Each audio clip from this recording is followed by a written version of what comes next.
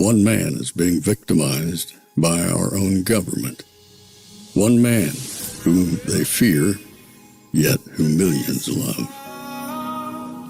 One man who is willing to take the poison arrows of lawfare. One man whose voice has been taken away by a corrupt judge operating in a corrupt system. One man who has been ridiculed and insulted. One man who refused to back down. One man who refused to back down. One man who refused to back down. One man who stands between us and them. One man that wants to see America protected again. One man who wants to see America prosper again. One man who understands that a man is a man and a woman is a woman. One man who understands and protects the blessing of life. One man who wants to restore American exceptionalism. One man who once again wants to make America that shining city on a hill for all to see. A place where all the people of the world glowingly set their eyes upon. America. One man who unashamedly wants to make America great again. That one man is Donald Trump.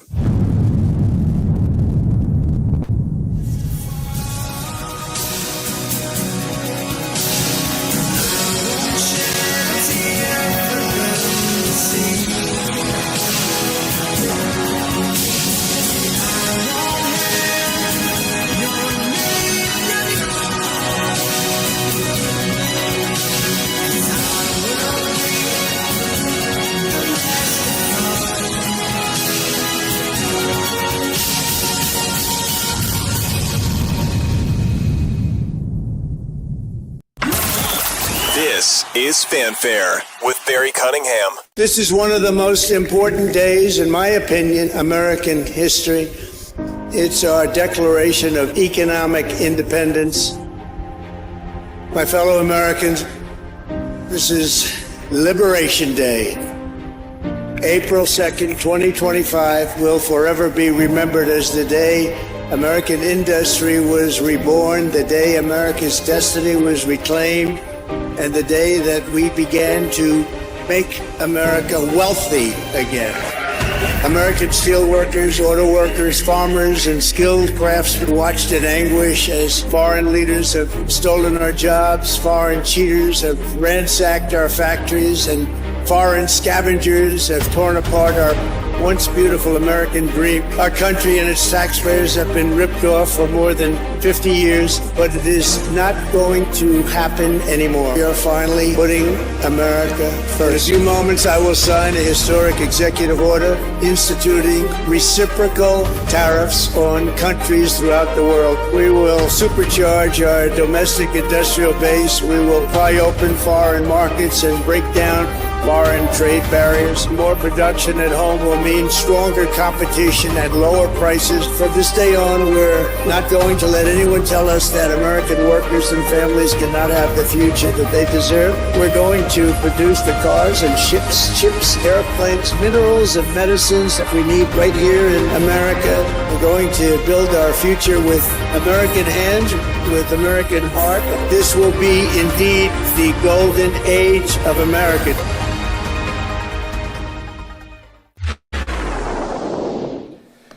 All right, everybody. Welcome to a Thursday afternoon edition.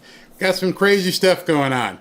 If you're watching the news, maybe that's what you shouldn't be doing right now, because the doom and gloom, like I've said yesterday, has begun.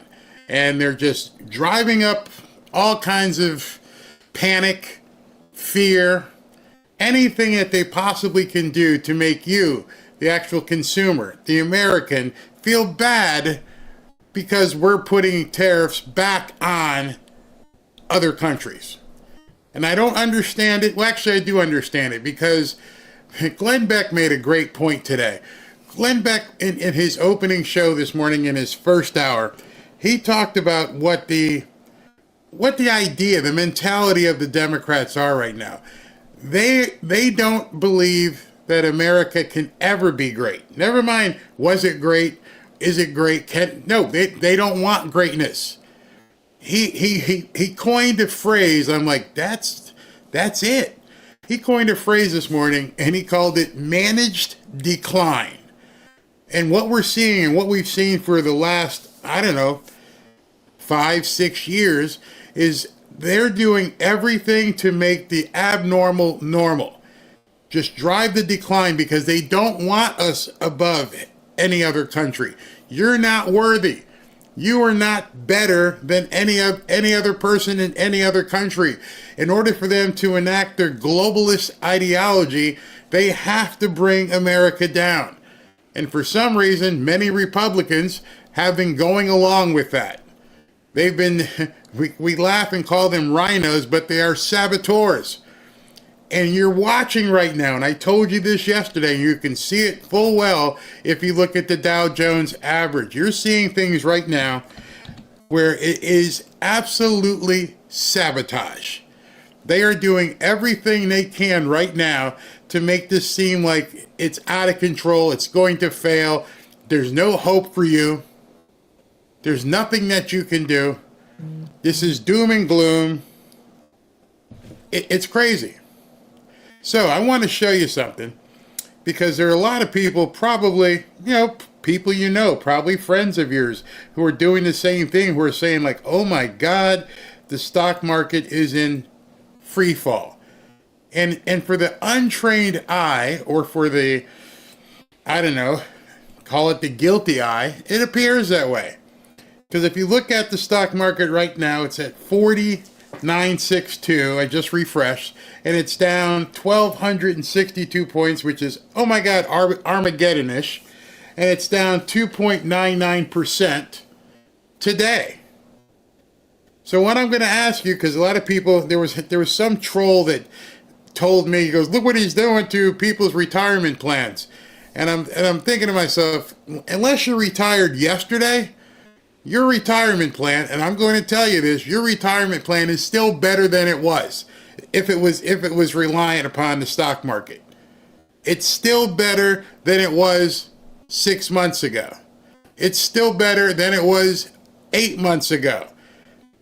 If your 401k is investing into the stock market, or you've got someone putting it in there for you, it's better.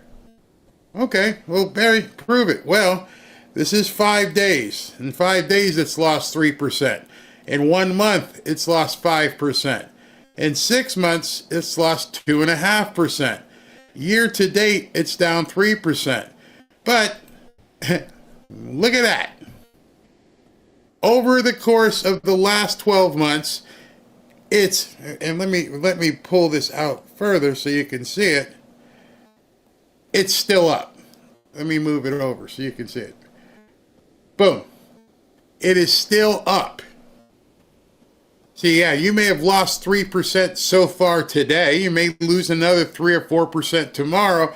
But if you look at the base point, where things were, and if you retired 5 years ago, you're up 94%. So if you're 70 and you retired at 65, you're up nearly 100%. If you're 75 and you retired 10 years ago, you're still way up. You see, they're designed. These people are designed. They're doing everything. They're rich right now. When I say rich, I'm talking about global rich. I'm not talking about the guy who drives a Ferrari. I'm talking about the Klaus Schwabs, the people who actually can pull strings and make things happen. Those people are manipulating you right now. Those people are trying to get you into a panic. So I'm going to ask you one very, very simple question. And I want you to answer this completely honestly. Here's this question. How has your life changed since yesterday at, say, 2 o'clock? Not at all. And it won't. because people are telling you we're going to have to go through a little bit of pain to get to the other side. And I'm thinking to myself, what kind of pain are you going to have to go through? I talked to Robin, like, how we doing? They're like, we're fine. Okay. Grocery store still open? Mm-hmm. Still can buy gas? Yep. I'm going to eat this afternoon? Yep. Car payment still, we didn't go crazy? Nope. Credit card payment still the same? Yep. So if you stopped and didn't watch what was happening in the news, if you said, you know what, I'm just going to go about my day. I'm going to let President Trump do what he's going to do, and I'm just going to go about my day. Will you even feel the ramifications of what's going on right now with these tariffs? I would have to say no. And I'm sure there's going to be a few people in the chat who are going to disagree with me. It's like, it's awful. It's crazy. And we don't understand. Well, I showed you yesterday. You can easily pull up. Let me see where it is. You can easily pull up Gas Buddy. And you can see what the gas is across the country. Pretty much, it didn't change from yesterday. The only people who are really screaming are your flaming libs out there who want you to feel fear. You know, you went through something a couple years ago, and that thing you went through a couple years ago should now tell you, watch out. Watch out. These people told you had to put on a face diaper. These same people told you you had to stay 6 feet away from people. These same people told you it was okay to take your mask off when you were drinking or when you were chewing. They told you that this mythical thing that we still can't talk about freely could somehow jump out of your mouth and run around and infect people. Or just the opposite, you were protected because for some reason when you pulled up the mask and drank something, it didn't jump in your mouth. It knew you were eating and it said, oh, Barry's eating right now. We can't touch him right now. It's like kryptonite for a virus. And people believe that crap. And people around the country believe that crap. Hey, you cannot go to church, but you can go to the liquor store. It knows better. It knows you're not working out trying to get healthy, but it's okay to go buy some booze. Don't go to church and try to pray. Oh, no, you can't do that. But you can go buy some porn. All that was fine. These are the same people telling you now that the sky is falling. The very same people. The very same people who had the ticker as they were talking, telling you how many people, succumbed, who wouldn't let you go to the hospital to see your loved ones. These are the very same people. And now, years later, we're all finding out they were all full of crap. It was a psyop of epic proportions. And you lived through that. And you probably thought back at the time, if you were in some state that didn't allow you to go outside in the fresh air, how many of you people were driving and saw people in their own car with nobody else in the car with a mask on? Because the media told them that. The media told them that, hey, you need to drive around in your car like this. And then the same media told you, hey, everything's okay, you can take it off now. What changed? What was the difference? I don't know. Hey, you need to go get 4 and 5 and 6 of these things because you got to keep the boosters boosted. Oh my gosh, I still got it, but it could have been worse if I didn't have 6 boosters. That's what the media told you, right? Yeah, they told you it was god-awful and we're all gonna die. And people believed them. And so now these same people are telling you you're about to lose your money. Trump doesn't know what he's doing. The stock market's gonna fall. The bottom's gonna fall out of everything. And one thing I'm gonna tell you, and I posted this morning and somebody got pissed at me. And I'm gonna tell you the God's honest truth. There will be people over the next 30 days that are gonna make millions. There are going to be some people who are going to make tens of millions. And there will even be people who make billions. Because what you saw yesterday, or actually tonight, last night, and then today, is what's called a sell-off. It's panic selling to get people to freak out.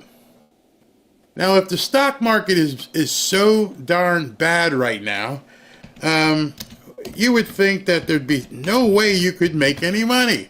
There'd be no profit to be had anywhere, right? Well, if you knew where to look, you could see where the money is. So I want to show you something.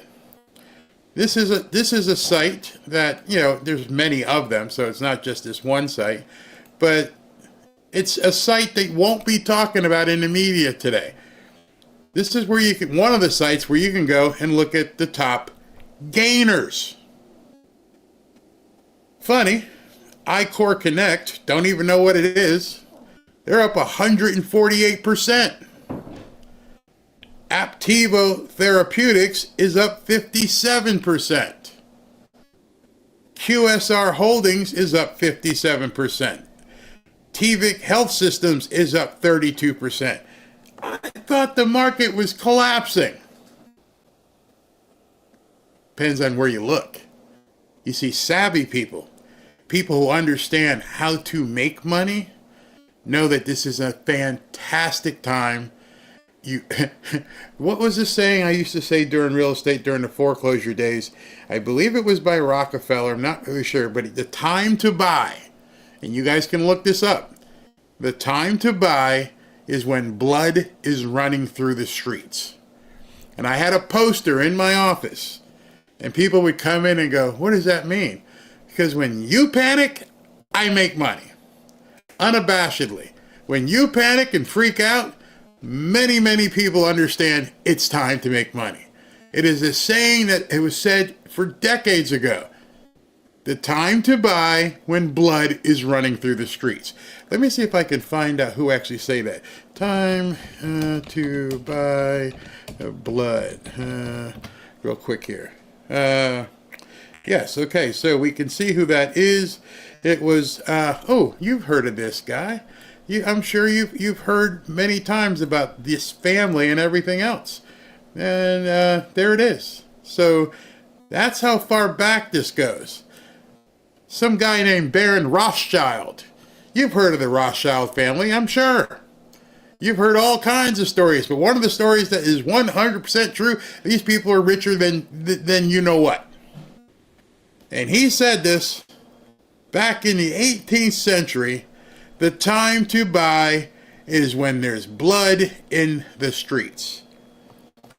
Do you know, well, of course you wouldn't, but can you imagine how many houses, being in the real estate business, how many houses were bought and sold because people freaked out, because they lost their jobs, because they didn't know when they were going to be able to open their businesses again. And do you know how many people made a crap load of money? You would think that if there was something that was end of the world-ish, the banks wouldn't be lending. Investors wouldn't be investing.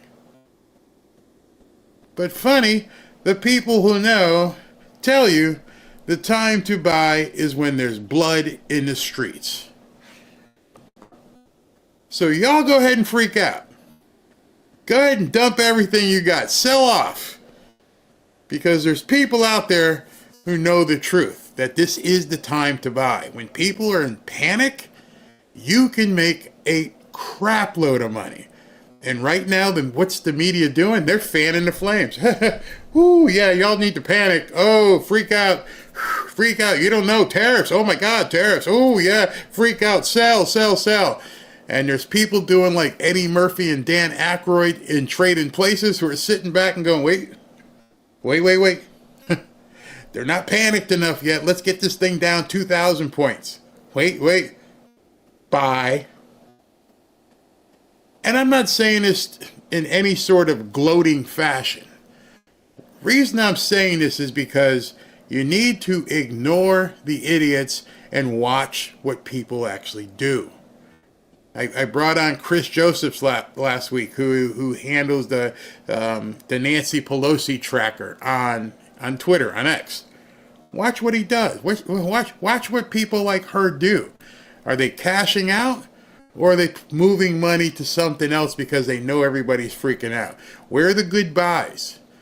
Everyone says buy the dip. How do you know where to buy the dip? When is the dip dipped enough? Just watch. Just watch what happens. And I know sometimes, when I talk about money, people freak out for some reason. Because they get to the point where they're like, there's nothing we can do. And I'm retired. I'm on a fixed income. I can't stress enough that you are locked in your mind. And again, let me always put the disclaimer. I should put it up here. Bing. Not talking about people who are disabled, but although I'm seeing someone who's quite disabled do very well lately. But if you have a mental incapacity, yeah, I'm sorry. But other than that, if you're worried about a 401k, maybe you think, who's managing it? Maybe you think to yourself, okay, where are they putting my money? Can you imagine there's some people in Minnesota right now who saw the governor of Minnesota hoping that Tesla would poop the bed while they had their money in Tesla? See, it all depends on who's directing you. I hope Tesla's dying. Every time I'm in a bad mood, I look at this and I see that they're tanking and I feel better. And everyone in Minnesota who was on that pension plan should have been like, what? That's my livelihood. That's my future. Yeah, it depends on who you talk to. Next thing I wanted to mention, this longer than usual monologue, and I'm sorry, but this really got to me today, was people who say there's going to be unemployment because of this. There's going to be no jobs. Depends on what kind of job you're trained for. One of the things Glenn Beck said this morning, which was, I don't know if it was Glenn or his guest, but he's like, there's a reason why Billy Joel sang the song, They're Closing Down Allentown, where all those steel mills were just decaying, rusty things out there. Because those jobs en masse may not come back. But if you drove through Allentown today, years after Billy Joel sang that song, you're going to see a rejuvenation in certain parts of Bethlehem and Allentown where they rebuilt or basically renovated some of those steel mills into thriving businesses. You know, when something dies, something else usually springs up. Those of you who are Christians know God opens doors for you that you didn't even know existed. You just have to look. You know, if there's roadkill on the street, somebody died or something died, and there's a buzzard that's going to eat it, and he's going to survive. In order for this thing to thrive, this thing has to go away. The jobs of the past will probably remain jobs of the past. So now here in 2025, in the early portion of 2025, just entering the second quarter of 2025, you need to be looking like that, forward. I say it often here. Don't look at where the puck is, skate to where the puck's going to be. So many of you are afraid of AI. You know what? You can be retired. You can be 75 years old, and you could learn how to write prompts for AI and do yourself a little business. Yeah. That job didn't exist 2 years ago.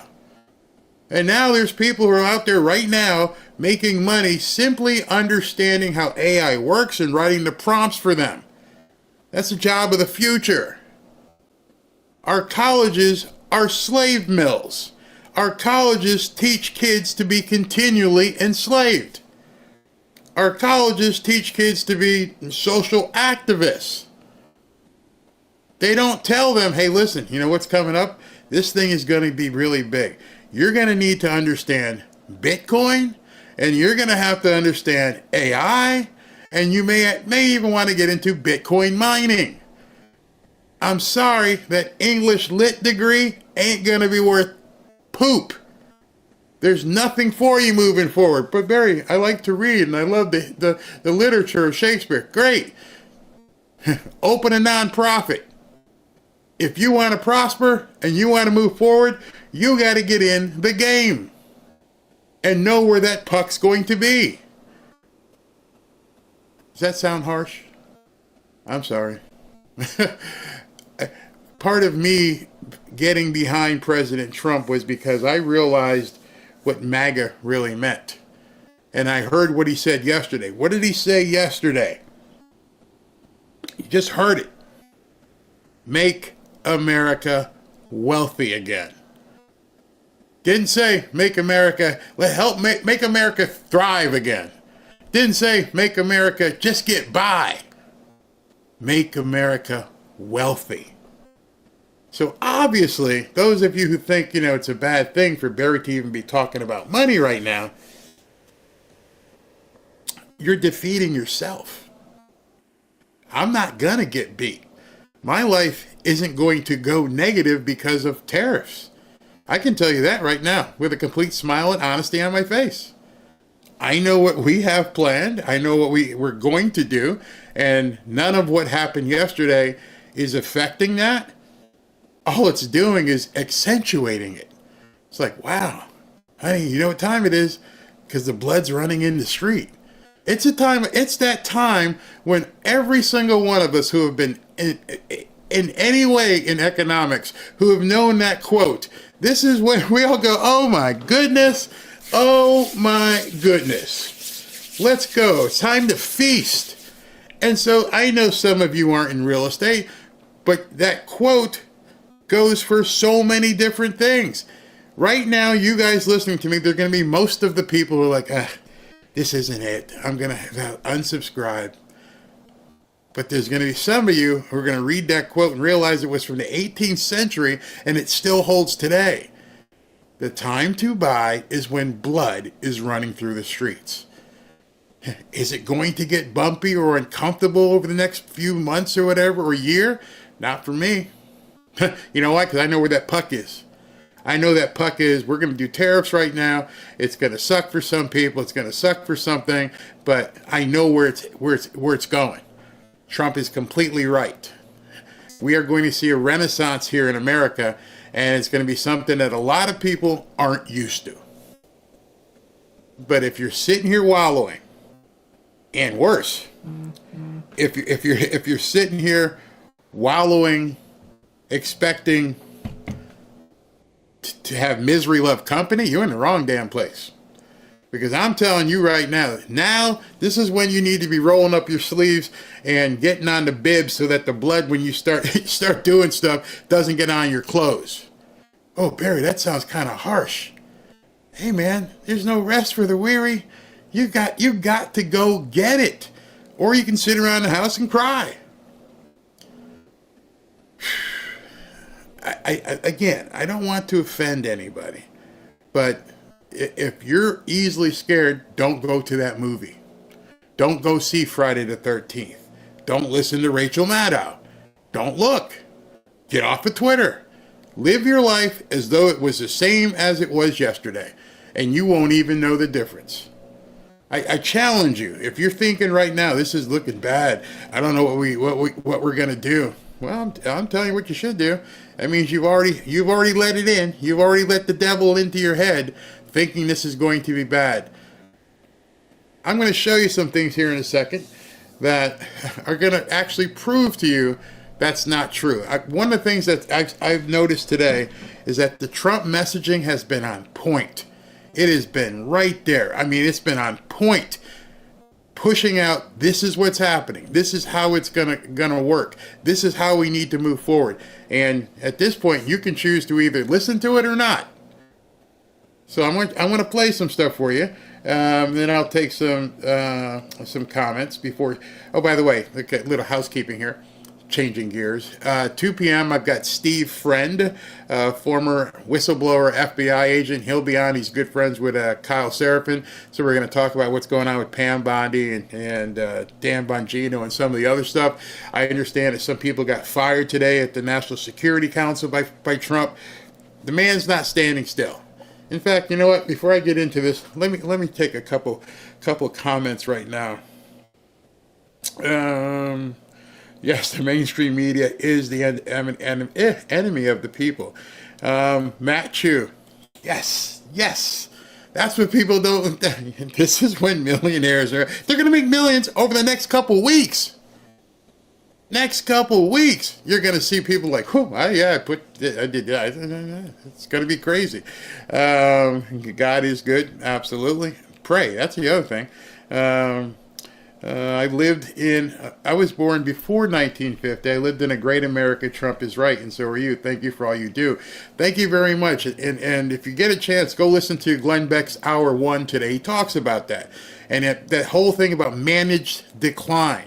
And they're managing the homeless, and they're managing the newcomers who ain't got anything, and they're putting it upon us, and they're driving the debt up, and they're doing all these different things. Oh, speaking of the debt, somebody sent me a video today, and before I begin, and I'm sorry to stop taking comments, but this video right here is in its most simplistic form is going to explain to you why what is happening now needs to happen.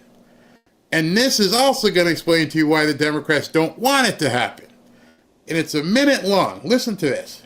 Happening with the market right now is pretty crazy. The stock market is crashing, and a lot of my clients are asking me why. Why? The U.S. government owes $36 trillion. This is how much money is owed. Out of the $36 trillion, $9 trillion of it is due for refinance. So the government has to refinance $9 trillion worth of debt in 2025. What the fuck is going on here?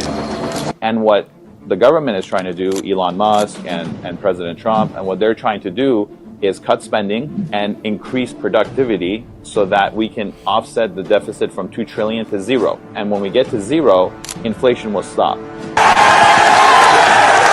You create uncertainty into the market, you scare people. The masses buy bonds, it lowers the bond rate, and when the rate drops, you refinance this $9 trillion of debt. And when you refinance, the payment goes lower, so the $2 trillion deficit shrinks. That's what I got. Another guy explaining something too. That was just perfect. You incentivize fear. Fear is a good thing. Incentivize chaos. Remember the interview I had a couple days ago, and I said to the guy, "Is chaos a bad thing?" And I knew the answer, and the guy goes, "No, not necessarily. Sometimes chaos is a good thing." And it did exactly what he said and what Scott Bessent said. In order for us to refinance this gazillion trillion dollars of debt, we're never going to be able to afford it at these rates. So how do you intentionally drive rates down?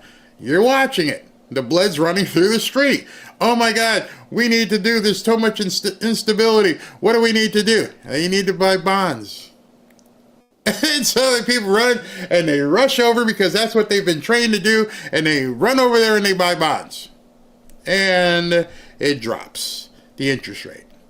And then when you go to refinance, just like you're refinancing your house, if you're refinancing your house at 10% versus refinancing your house at 5%, it's a much more manageable payment. Whereas the Democrats are managing decline, Donald Trump is managing chaos. He is using chaos to his advantage. That's something, the guy's always been like that. He managed the bad, turn it into good. Benio says, I bought more XRP this morning. Personally speaking, buy low and sell high. Or buy high, sell higher. See, that's another thing. From a real estate investment perspective, some people say buy the houses that are cheap, and then you can flip them. Or you can buy expensive properties where people might be in trouble because they're watching the news, and then you sell it higher because the demand increases. Why is the demand going to increase, Barry? The demand's going to increase because the mortgage rates go down. You see, the TV's not going to tell you that. The TV's not going to tell you that right about now. With everything else happening, what's one of the things people are going to do to get their money out of the stock market? Well, there's probably a couple things. One of them, they're going to buy real estate. It's stable. It's right there. And if you could afford it, you could move a lot of cash into real estate and not have to, worry about it. It's going to be there. Unlike a stock could go down in value, and then you're sitting there with a piece of paper. The other thing people are going to do is they're going to buy themselves some gold. And I'm going to have Kevin on from Lear Capital next, I think it's Monday or Tuesday. And we're going to watch the weekend, see what happens with all these markets. And I got a bunch of questions for him, Kevin Demerit, to, what's going on with gold and silver and how is it reacting to all this stuff. Yesterday, I showed you a chart. I've never seen a vertical rise in anything. And gold was like this, and it went straight up. Not gradually, it went straight up. So people were looking for stability in a world of what? Chaos. You manage the chaos. You don't manage the decline, you manage the chaos. You know people are going to be running around with their heads cut off today. Manage that. Get the bonds down. Get gold up. See, smart people, that's what they do because they understand at this point, oh, I need a hedge. Poop's hitting the fan. What do I need to do? Let me see. I thought I had the gold price up here today because it's probably I would bet down. Yep, I was right. All right, so it's down right now because exactly that. Let me show this to you. Okay, let's look at gold. So I just showed you. There it is. And this is the gold from today. It went down, bam, right up. 5-day. That's what you need to look at. That's what people have not been paying attention. Now this is what happened yesterday. It went down and then it was vertical, straight up. Straight up, not decline. It went straight up. Why? Because people got nervous. You manage chaos. By managing chaos, you can predict where people are going to go. They're going to gravitate towards stability. What's stable? Gold and silver. What's stable? Real estate. What's unstable? The stock market. Go where the puck is going. Go to where people are going to be going. I know, just sitting here right now at 1:39 on April 3rd, I just showed you where that puck is going. Stock market, ooh. And if you've done any sort of investing, even if it's your retirement, when this goes down, this is going up. Going where the puck is going. It's inevitable. That's why Baron Rothschild and many other people have said time to buy is when blood is running through the streets because people do stupid stuff. Oh my God, what are we going to do? Oh my God, it's all falling down. What's Trump doing? Making people wealthy. That's what he's doing. And the media, I guarantee you, I don't have any equivocation whatsoever. The media, right now, these who make $10, $15, $20 million a year, I can tell you, they're telling you one thing, and then when the camera goes off, you want to buy some more. They're not sitting there going, oh, what am I doing? Oh, no, they're not doing that. The doom and gloom is for you, not for us. We know. They may have two phones. They may be doing like me. They may have one phone for me and then another one for the brokers and stuff. Yeah, buy some. Sell that one, buy some more. They're not sitting back crying. They're not sitting back on Twitter saying, oh man, this is horrible, Trump sucks. Every time I see a troll enter the chat or something like that, I feel bad for you, bro. I feel bad. You've been gaslit to the point where you have no idea what's going on. So go play in mommy's basement and play your video games. Because that's all you know. And I watched some people today who actually said some things like that. I don't know if you guys ever follow Jeremy from the Quartering, but he had an interesting thing that he said today, and it was basically, you don't need an iPad. You don't need a video game. You don't need any of that stuff. Start investing and buying what you want. Big difference. big difference. I would love to get a Cybertruck. Yeah, all the way around. Yeah, but I don't need it. Just saying. Mike Cernovich said this: America needs good jobs, not more cheap shit. Profound. Profundity at its best. Everyone's worried about this, and that their little grand latte, whatever they do at Starbucks. I don't even go there, but they're worried about that might be more expensive. Like, you're an idiot. And I don't mean to offend anybody here by that, but that it's crazy, absolutely crazy. All right, so let me take a couple more comments, and then let's see. He'll be coming up soon. I'm sorry, that was supposed to say my crypto went down. I bought 100 worth. It will go back up and will more than double in price. Yep. Hey, Barry, told my financial advisor to bye-bye. It's my turn to enjoy life. Become a shareholder in the companies you buy from. And you can, smart companies. Let me get to the video before Steve comes on, because the video is going to show you a company. Do you guys hear what Ford did today? Ford decided, you know what? There's going to be a whole bunch of people looking for some stuff, and we need to get with them. But first, I want this woman here. I got a couple clips from her, and she really, really explains what the heck is going on. Let's be clear about what we're seeing right now. This market sell-off is Wall Street trying to short President Trump's agenda. They are betting against the American worker. It's utterly despicable. Instead of doing what President Trump is doing, which is saying we're going to invest heavily in our middle class. We are no longer going to be a country in which our economy is an upward funnel of wealth from the hardest working Americans into the pockets of the international global elites. Wall Street is trying to control the president's agenda with this totally anti-American sell-off. And I think it's unbelievable that the president is not caving and that he is standing strong with the agenda that he promised the American people. This is what he was given a mandate to do. And it is so exciting to see somebody actually make good on the promises they made to the American people. President Trump said, I could have said it better myself. These people are wigging out because they're seeing what's happening. And yesterday at 4 o'clock or whenever it was, and he said, here's what's coming. And it's going to happen.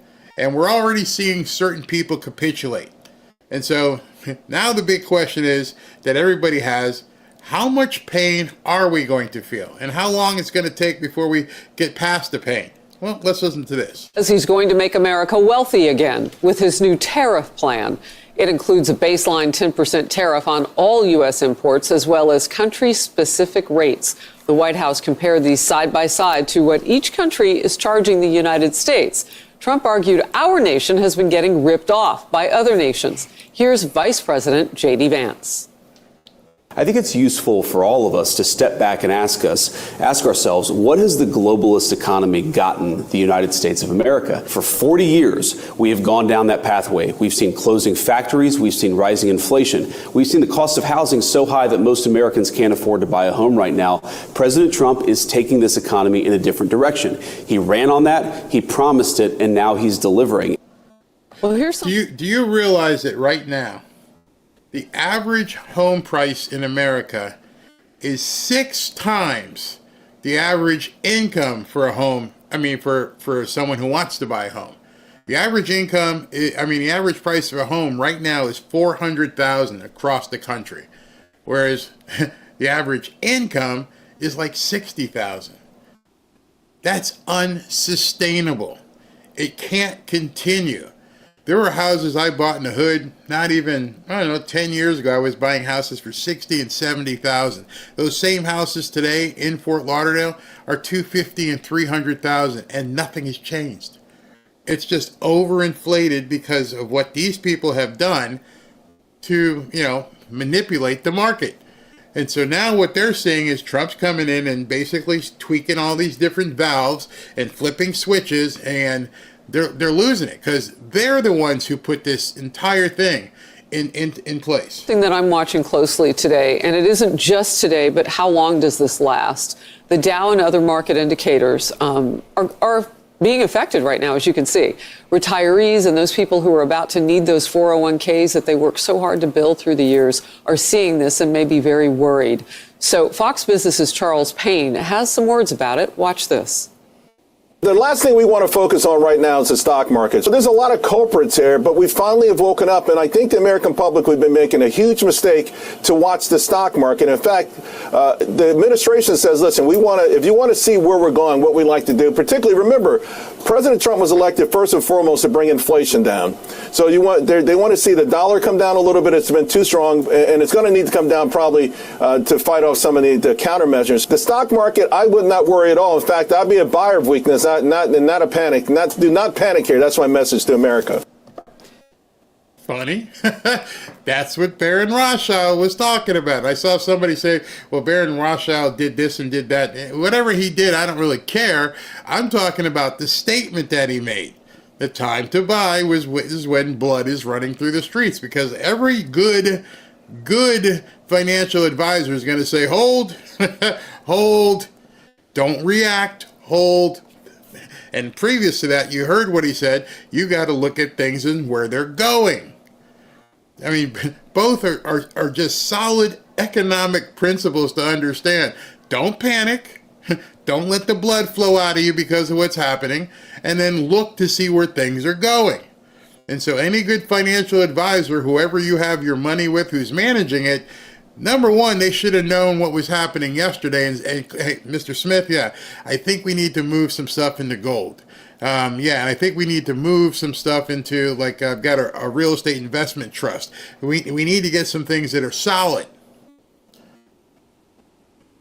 I hope he didn't call you and say, I need to buy XYZ stock. It looks like it might go up or down. Senior White House correspondent Peter Ducey. Peter?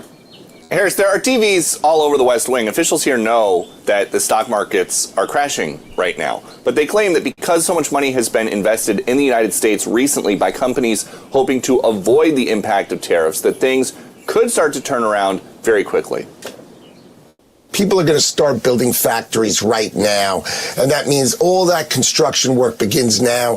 That starts to employ Americans today. You're going to see plants being built, factories rebuilding. All shifts are going to be running hot across America now. You're going to see employment leaping starting today. President Trump says the operation is over, the patient lived and is healing. The prognosis.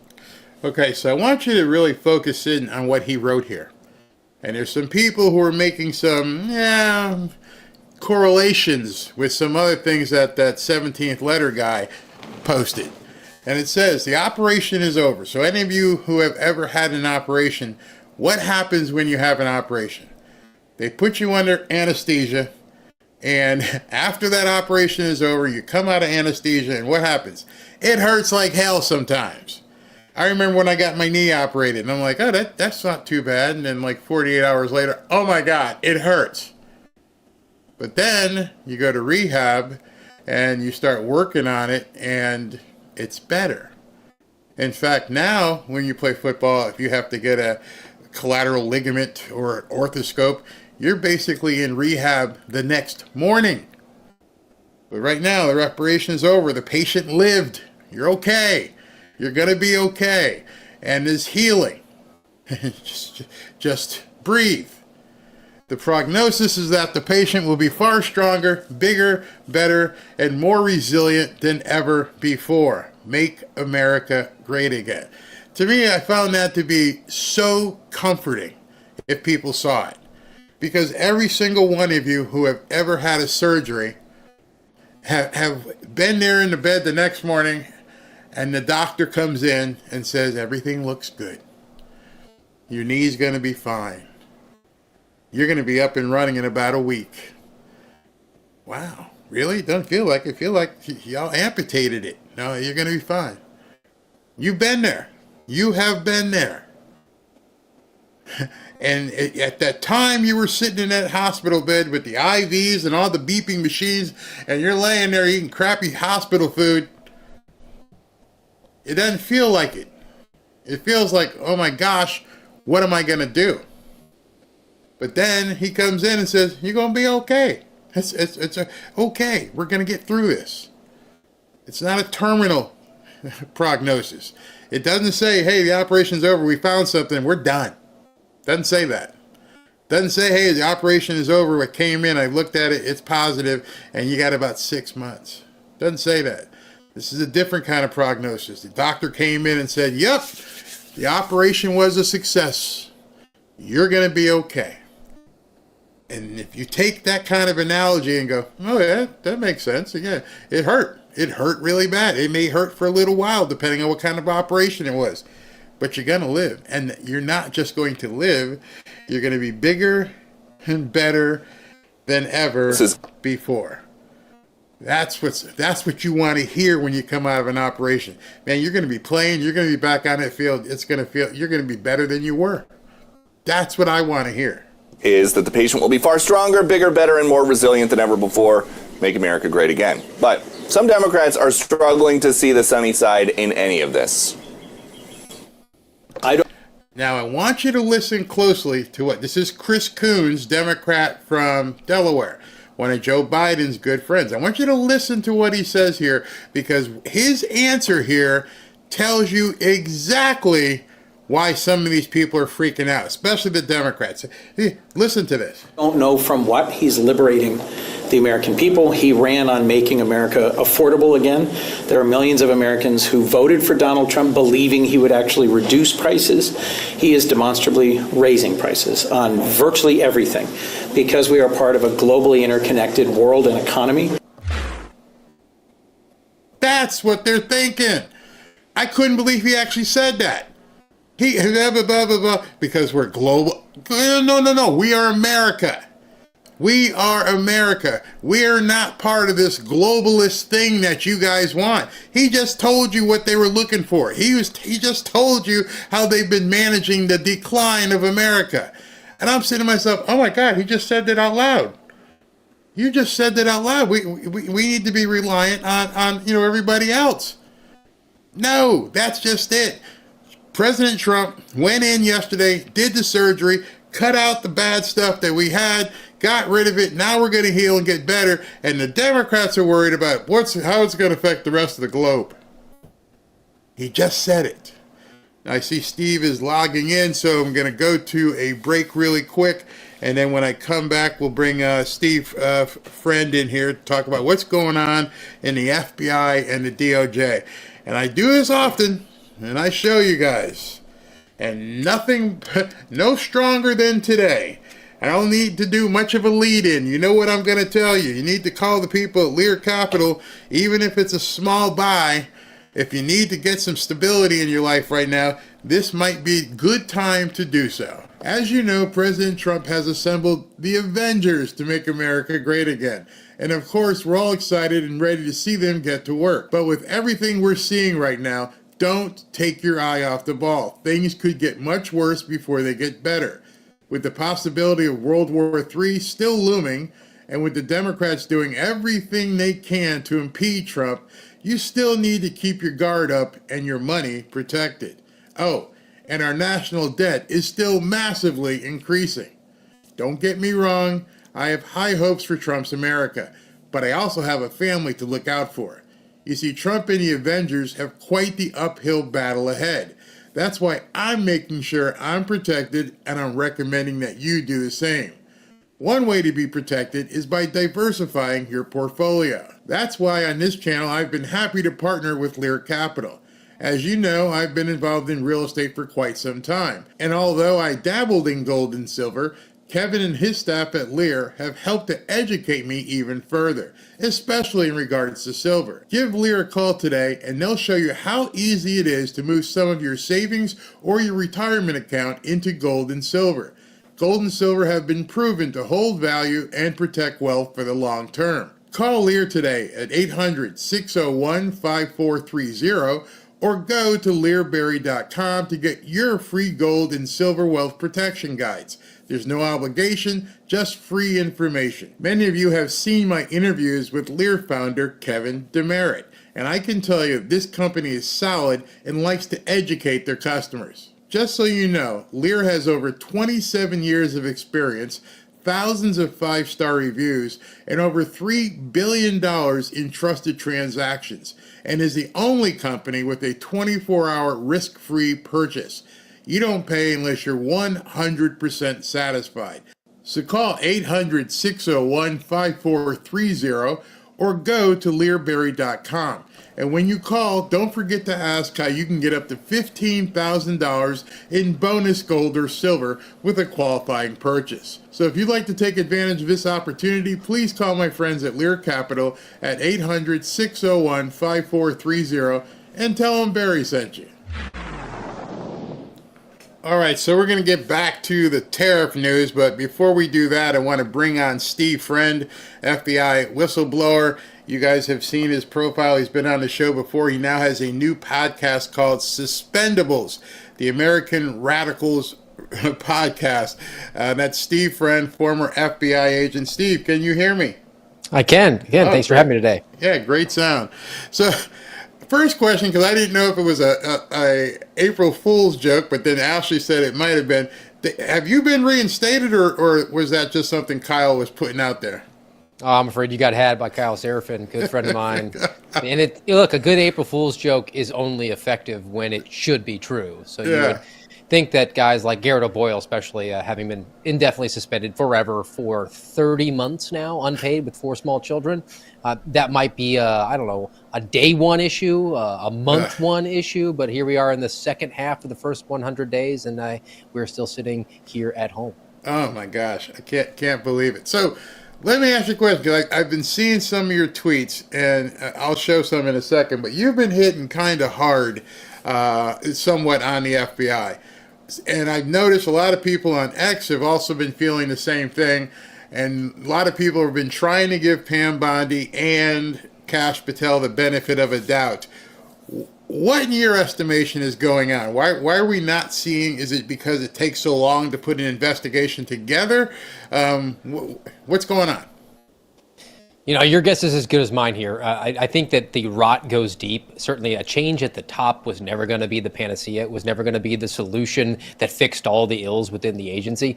However, I would have liked to seen some immediate action steps taken, things that were pretty obvious to anybody if you explain what's going on. I mean, there's no reason for the FBI to still be employing a quota system, which it still does, right? And a guy like Elvis Chan, the assistant special agent in charge of FBI San Francisco, the guy who went to Twitter and to Facebook and told them to suppress the Hunter Biden laptop story. That guy still has his job. I mean, those are sorts of the immediate actions that we can actually see taken, and we actually get the ball rolling here. It's a momentum game. Unfortunately, federal workers are nothing if not the type that lick their finger and put it into the wind to see which way it's going. And I think that the slow rollout is causing the momentum to be on the entrenched, ensconced forces that are up the chain of command, top to bottom, and they want to resist that, which is why when we saw eventually there was one person sort of held accountable, James Dennehy, the assistant director in charge of New York, he got walked out to the thralls of hundreds of employees and an honor guard and a bagpipe ceremony. Every single one of those people needed to lose their job that day. But unfortunately, that just hasn't happened. I know that Dan Bongino, the deputy director, he's been there for 2 weeks. Might not know where all the bathrooms are yet, but I think with every minute that goes by, the people who are good at self-preservation, the viper's nest that is at the J. Edgar Hoover building, they are wrapping those guys up, both Director Patel and Deputy Director Bongino, into side projects and speaking past them and making themselves sound important. I'm hoping that they're going to be able to get a nice trust group around them to tap them on the leg and say, hey, that's nonsense. But we just haven't seen it so far.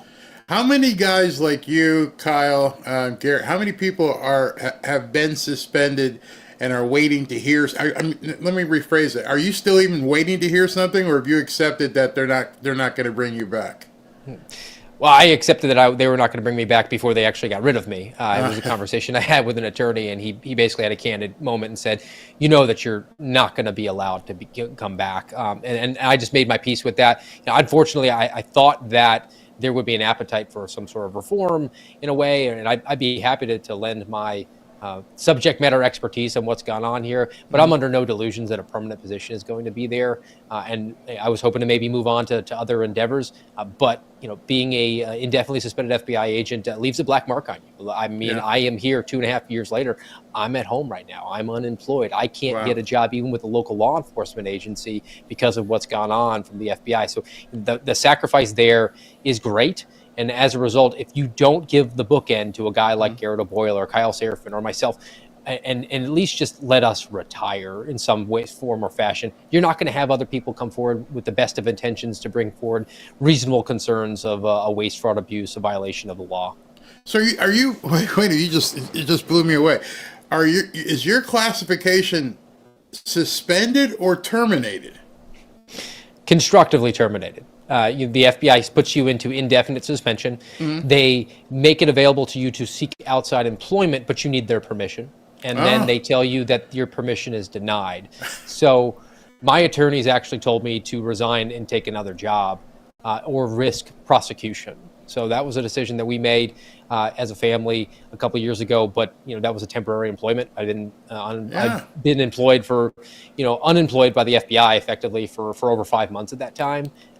Took temporary employment, but back now to being on the unemployment rolls. I mean, I'm not taking any state funds, but I'm still sitting in non-restrictive waistbands and short sleeve shirts and shorts every day at home, trying to fill out job applications and dealing and navigating with that. But even the inside tracks that I've hoped to cultivate for other positions, I've always gotten back, well, you're political.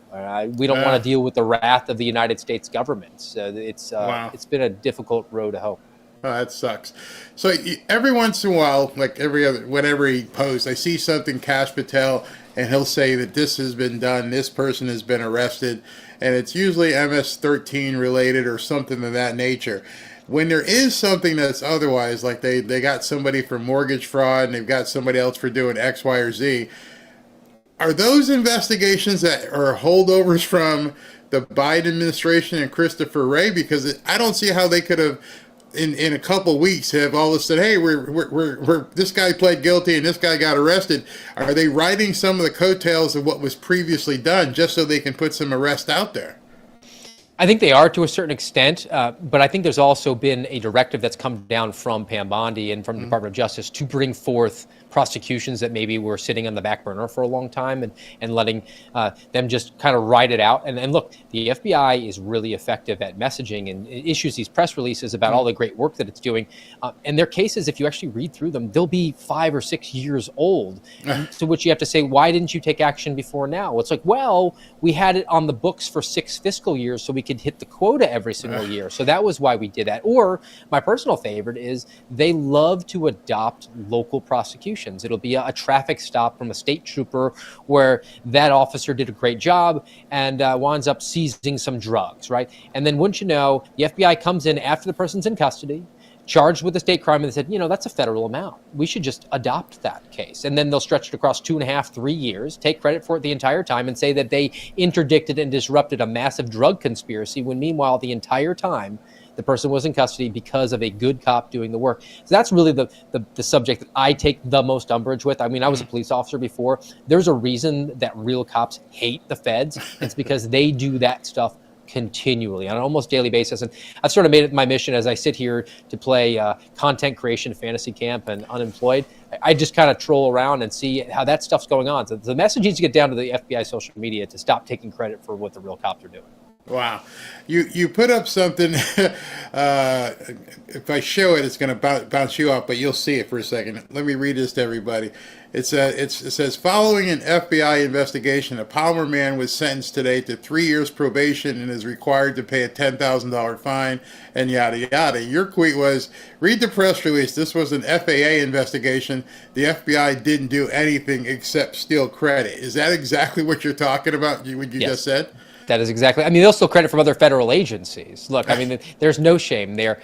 I think even today I was looking at one where they tried to get in on the whole Iran war that's getting ramped up here. Look, anything that's in the headlines, the FBI wants to get involved in. They're announcing now that they've indicted 2 Iranian nationals for some sort of a scheme. And then in the press release, it says they are at large and they live in Iran, never to be extradited. So you wasted time and money and resources, and you know you're never going to get these people, as opposed to actually concentrating on what your prime directive should be as a federal law enforcement agency, and that is partnering with, not stealing credit from, partnering with local agencies and say, we are available for tasking. Where do you need us here? And if it's a local case, we're here to help. If it's a case that can become brought federally, we're here to help. We're not interested in stealing the credit from you. But look, they really like to get the press headlines, and most people they know are not going to read into paragraph 2 where it says what actually happened. So many of us and people watching were really excited about Pam Bondi. We're more excited about Kash Patel, and probably even more excited about Dan Bongino. And when I talked to Kyle, one of the things that he said, and you can talk about that as well, he said that the deputy director actually is the guy in the FBI who's actually making things happen. So if would you foresee that would be the case right now with Dan Bongino? He's the guy who's got to be making things happen, and Kash Patel and Pam are basically figureheads? Because to me it seems like if that's the case, and Dan's only been there for a couple weeks, they're really behind in what they'd be able to do. Is that true? Yeah, the dynamic is pretty similar to what Kyle told you. I mean, the director is sort of this figurehead. They have oversight. They reflect the political end of the FBI back to Congress because they're the one who's testifying in that hot seat. Mm-hmm. They're not really in the nitty-gritty. The day-to-day operations typically were from the deputy director, who was a careerist, someone, and it became increasingly more and more political as we've gone on. The last deputy director before Deputy Director Bongino was Paula Bate, a very, very political person, but ascended to the ladder and sort of had the subject matter expertise. And that armed them with the ability to almost talk past the director many times, but actually keep the status quo. And we don't want a status quo. We want to have the system disruption. So that's why you bring in a Kash Patel. That's why you bring in a Dan Bongino. The drawback to that is they're going to be surrounded by a lot of people. A lot of people in the 7th floor of the J. Edgar Hoover building, a lot of people in the Hoover building entirely, which is in the thousands of people who are careerist status quo minders. And they're going to have an unfamiliarity with frankly, the terms that are being thrown out there. And you could easily see them talking past those guys and giving them the delusion that everything is great and wonderful and fantastic and just distracting them. It's going to be incumbent on them to actually cut through that BS and bring about the major change because of the momentum we're losing here. And look, I think the biggest failure that we had, even from DOJ and the FBI, was the Epstein list. I mean, that was an opportunity to really get the toehold on the beach here and say times are changing. And instead, what we got was resistance from the New York field office, and eventually any sort of accountability, as we referred to it. You know, the guy Dennehy walks out with a bagpipe ceremony, so he doesn't really miss out on anything. The people are applauding. That was the lower ranks in New York stepping to the FBI director and the Department of Justice, the Attorney General of the United States, and saying, we're not going to hand this over to you. And I think that we're still waiting. We're still waiting for that. And I don't think, and I have harnessed no sorts of delusions that knowing who is on the Epstein list would change my life or your life or any of your viewers' lives. But knowing that there was no accountability for that resistance within the Bureau, that's the big problem to me. There should have been heads on pikes that afternoon. Why wasn't there? I don't know. I mean, it pains me because I think that there's a tremendous opportunity here. But, you know, my pragmatic sense here is that it is just beyond fixing. And if that's the case, I think that Kash Patel and Dan Bongino are the guys if you're going to fix it. And if they can't get it at least trending in the right direction very quickly, then it'll become incredibly apparent to all of us that the FBI cannot be renovated. It needs to be demolished because it is in effect now a real version of the Terminator Skynet. All right. And it's not a joke. I mean, Skynet in the movie is artificial intelligence. It's a computer system. Not good, not bad, just is. And Skynet comes to the inevitable conclusion that its true enemy is anyone who can unplug it. And that's why it attacks the humans, right? That sounds just like a bureaucracy. We've empowered the FBI. We've given it all these goodies. And it came to the conclusion that its true goal as a bureaucracy is to grow, be the self-looking ice cream cone, get more personnel, more capabilities, more money. And as a result of that, any enemy of it is someone who wants to curb it back, cut it back, resist that, bring it back to small government. And that's how it devolved into identifying anti-government, anti-authority, violent extremists as the new domestic terrorist, someone with a perception of government overreach or negligence. That's it. And we're going to presume that you're guilty until we can effectively prove you innocent. We've turned criminal justice on its head, and we're targeting people, moms at school board meetings, people praying outside of abortion clinics. And then as a result of that, it now had this rot that's gone top to bottom. It's not just a change at the top that we have to have, because there are true believers en masse in the FBI. And the stakes on this are higher than anything else government-wide.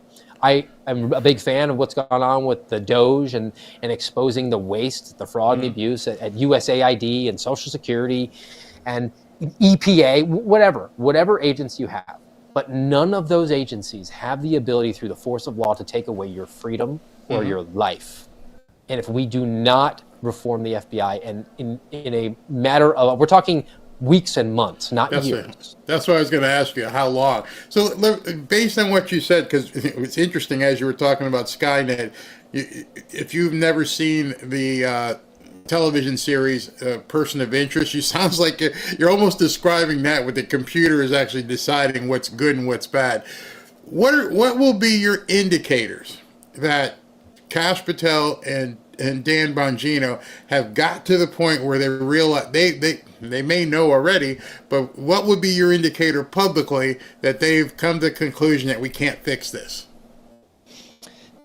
At that point is when you will see a level of reformation that's going on that will make it like 6 of one, half dozen the other of, are we going to just scrap it and start all over? Like a reorganization that would say, we are firing the special agents in charge of every single one of the 55 field offices. And we're going to reorganize the way that headquarters is done. And we're going to move the deputy director down to Huntsville, Alabama. And the associate deputy director is going to be somewhere in the Midwest. I mean, those are the sorts of changes that, frankly, make sense to me. Or, what I would love to see is just defang it. The easiest break glass in case of emergency for the FBI would be to say, we are disarming it. No guns allowed. It's a Bureau of Investigation, and they can make recommendations to the DOJ, but they can't arrest anyone. And they can go and assist the local law enforcement partners, but the sheriff or the police chief is ultimately going to say, that anti-government extremist, that seems like you're targeting for First Amendment. And if I do that, my constituents here in this county, they're going to boot me out of office. So we're not going to do that. Instead, we're going to address the Tren de Aragua gangbangers that are down the street. So we're going to direct those resources elsewhere. There's no concern about an FBI SWAT team getting you at 6 o'clock in the morning if there isn't a SWAT team. Okay, that makes sense. You said you would think to see something in the next couple of weeks. Just the opposite. If you don't see something, what is the drop dead date? And you're like, we're stuck, and it's just going to be the same. Because what I'm looking and asking you for, and the same thing I would like to ask Kyle, is those of us who are on the outside looking in, and right now all you see people doing on X is I support Pam Bondi. I don't like what she's doing, because there's nobody who can see anything. And so, how long is it going to be, do you think, where people, in your estimation, where you're like, nothing's going to change? I would say by the fall of this year, because that's when we're going to start entering into the next election cycle. And nothing's going to happen at a congressional level, at a government-wide level. It will be all the energy focused on the Republicans have to keep the House, otherwise Donald Trump's going to get impeached 8 more times, right? And if there's not going to be any appetite, and there's not going to be even a public outcry for it, because people will just be distracted with the horse race that is our political system. There seems to be a constant evolution of potential crime. One of my former guests, I forget, was it Ann Vandersteel or somebody else? Like, there certain people are unearthing election crimes in what just happened in Wisconsin, all the stuff that DOJ is coming up. Obviously, there's some activity there that could require somebody to be investigated. are they just overwhelmed at this point, or is it not just having the staff? I mean, obviously Pam Bondi and Dan Bongino, Kash Patel cannot cover this all by themselves. Is it a matter of them not having enough people that they trust to go over to Wisconsin and check it out, go into USAID and see who stole the money? I mean, what is the problem? I think that there is a very hostile work environment that you're entering here. The number of people that you can actually trust to wholly there is very small. And then there's also, because of the institutionalism that exists, the actual foreign language that exists there, you might be fooled into believing that the work that you're expecting to be done is being done. So, perfect example, election crimes. The FBI has election crime task forces. So when you hear election crime, you think, well, voter fraud, right, to that extent. But that's not what they say. What the FBI says, we're investigating election crime. That means threats to poll workers or cross state lines, telephone calls to threatening the state election official or the Secretary of State. Or my personal favorite is voter suppression, which is a complete myth. But those are all the only thing that they investigate. Look, I know somebody who's on one of these squads, and they said that during the 2024 election, they got the directive from DOJ at the time, the Merrick Garland DOJ, the Christopher Wray FBI. They would not investigate election fraud, only voter suppression. But unless you know, you don't know. And you would think, being the outsider, the paradigm shifter, the guy who's in there to disrupt the status quo, he might frankly just not know what they're actually doing on a day-to-day basis. And you would hope that people are vetted as having integrity and they're doing the work the American people expect them to do. But there's just a whole bunch of communists that work inside the FBI right now. I found the tweet. I want to. Hopefully, you can see this. This is from Sidney Powell. Sidney Powell says, "Where's the indictment, Pam and Dan Bongino? People are handing you major crimes to you on a silver platter." And the House Judiciary GOP posted this, and it's these are all the different things that Act Blue has done since 2022, including fraud campaigns, including 9 from foreign countries. So that's the kind of thing that you're describing in terms of they haven't in the past even wanted to look, and now people are saying it's right here. I mean, the meal. Why aren't you snacking? Why don't you eat this? It's right here, buckled up, buttoned up for you. It's scary, Steve, because I'm sure there's people watching right now. It's like we're seeing it just continue, and I don't want it to just. There's nothing I can do about it, but it just seems like it's just the same meandering, and I don't want people to lose heart. So, is there anything good people can look for instead of like wondering, hey, where is it? Get off. I mean, people are always saying get off Fox News. What is it that people can look at and take some good from? Well, I think if they're going to actually use the law as it should be used, and that's a presumption with innocence rather than guilt. Over the last 4 years under the Biden administration, it was the polar opposite. It was the photo negative, and people were being investigated for just their ideology. And I'm not saying that the ideology was good or bad. I'm just saying you have it, and that's a First Amendment you have in this country. And those people were targeted as domestic terrorists. Now we're going to get back to the violent action. So we saw from Pam Bondi announcing that they're going to pursue a 20-year sentence against somebody for firebombing a Tesla dealership, and going after the death penalty for Luigi Mangione, who's become a Vox Populi champion of the left because some privileged kid kills an even richer person because it raises awareness about health insurance rates. So they're going to go after those hard.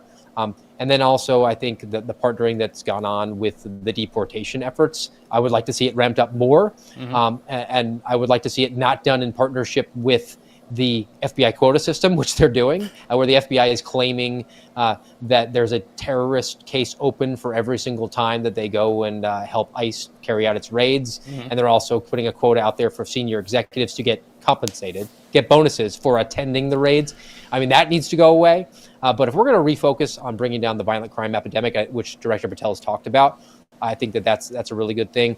And to be hopeful of maybe an initiative where they would surge resources and agents to areas that need it the most. You talked about like Chicago or St. Louis, maybe New Haven, something like that. I know that there's actually discussions about moving people out of Washington, D.C., where 20% of the FBI works right now. 1 in 5 people work in the FBI, work in Washington, D.C. That doesn't include Richmond or Baltimore or Philadelphia either. Wow. So I got a question for you.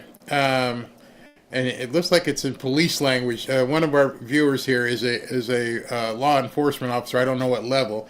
And he says, Barry, question for Steve. Local police departments have the federal consent decree when they misstep. What apparatus is in place to regulate the FBI? So before you answer, you're going to have to explain, because some of us who aren't in law enforcement have no idea what he's talking about in terms of consent decrees and everything else.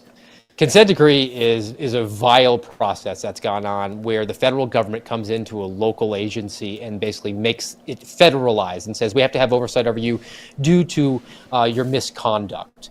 And then on top of that, they will set up apparatus for them and administratively hurdles for them to meet in order to hit the new standards that the feds are setting for them, and the localities have to pay for it themselves. So it's a tax on the people. And that's the question of, like, who polices the police? Well, who polices the feds when the feds are at the very top?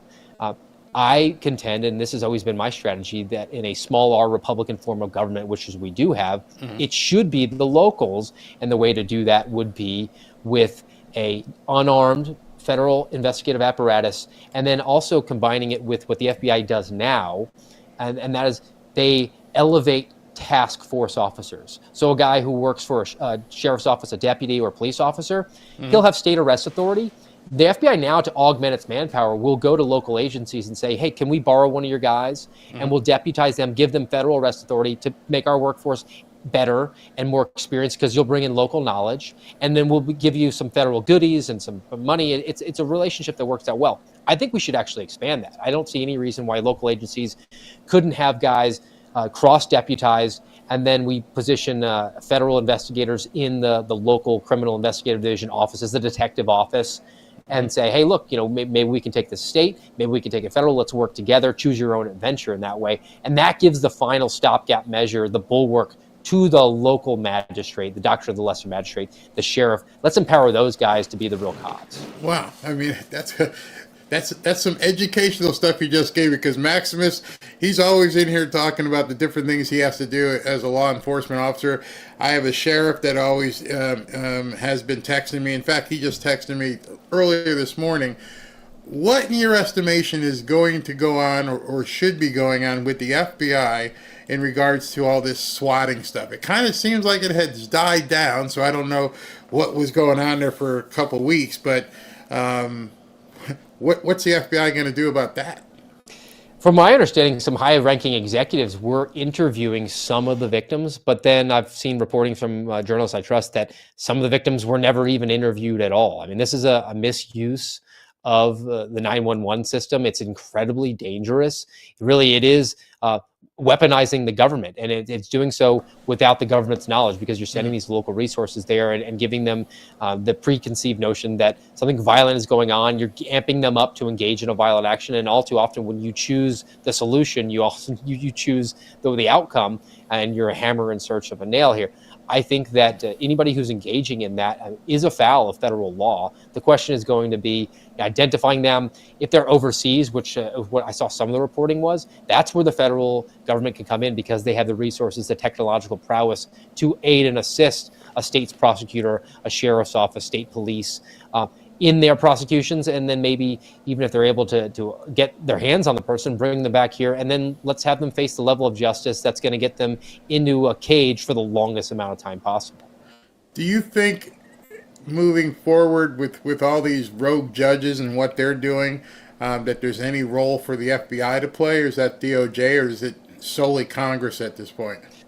Well, Congress, who went home because I guess they passed a measure that says that you can Zoom vote in because you had a baby. Look, if you take a job, I think you should probably do the job. If they're all going to go home and Zoom vote, maybe all the constituents could just harass them into doing their jobs.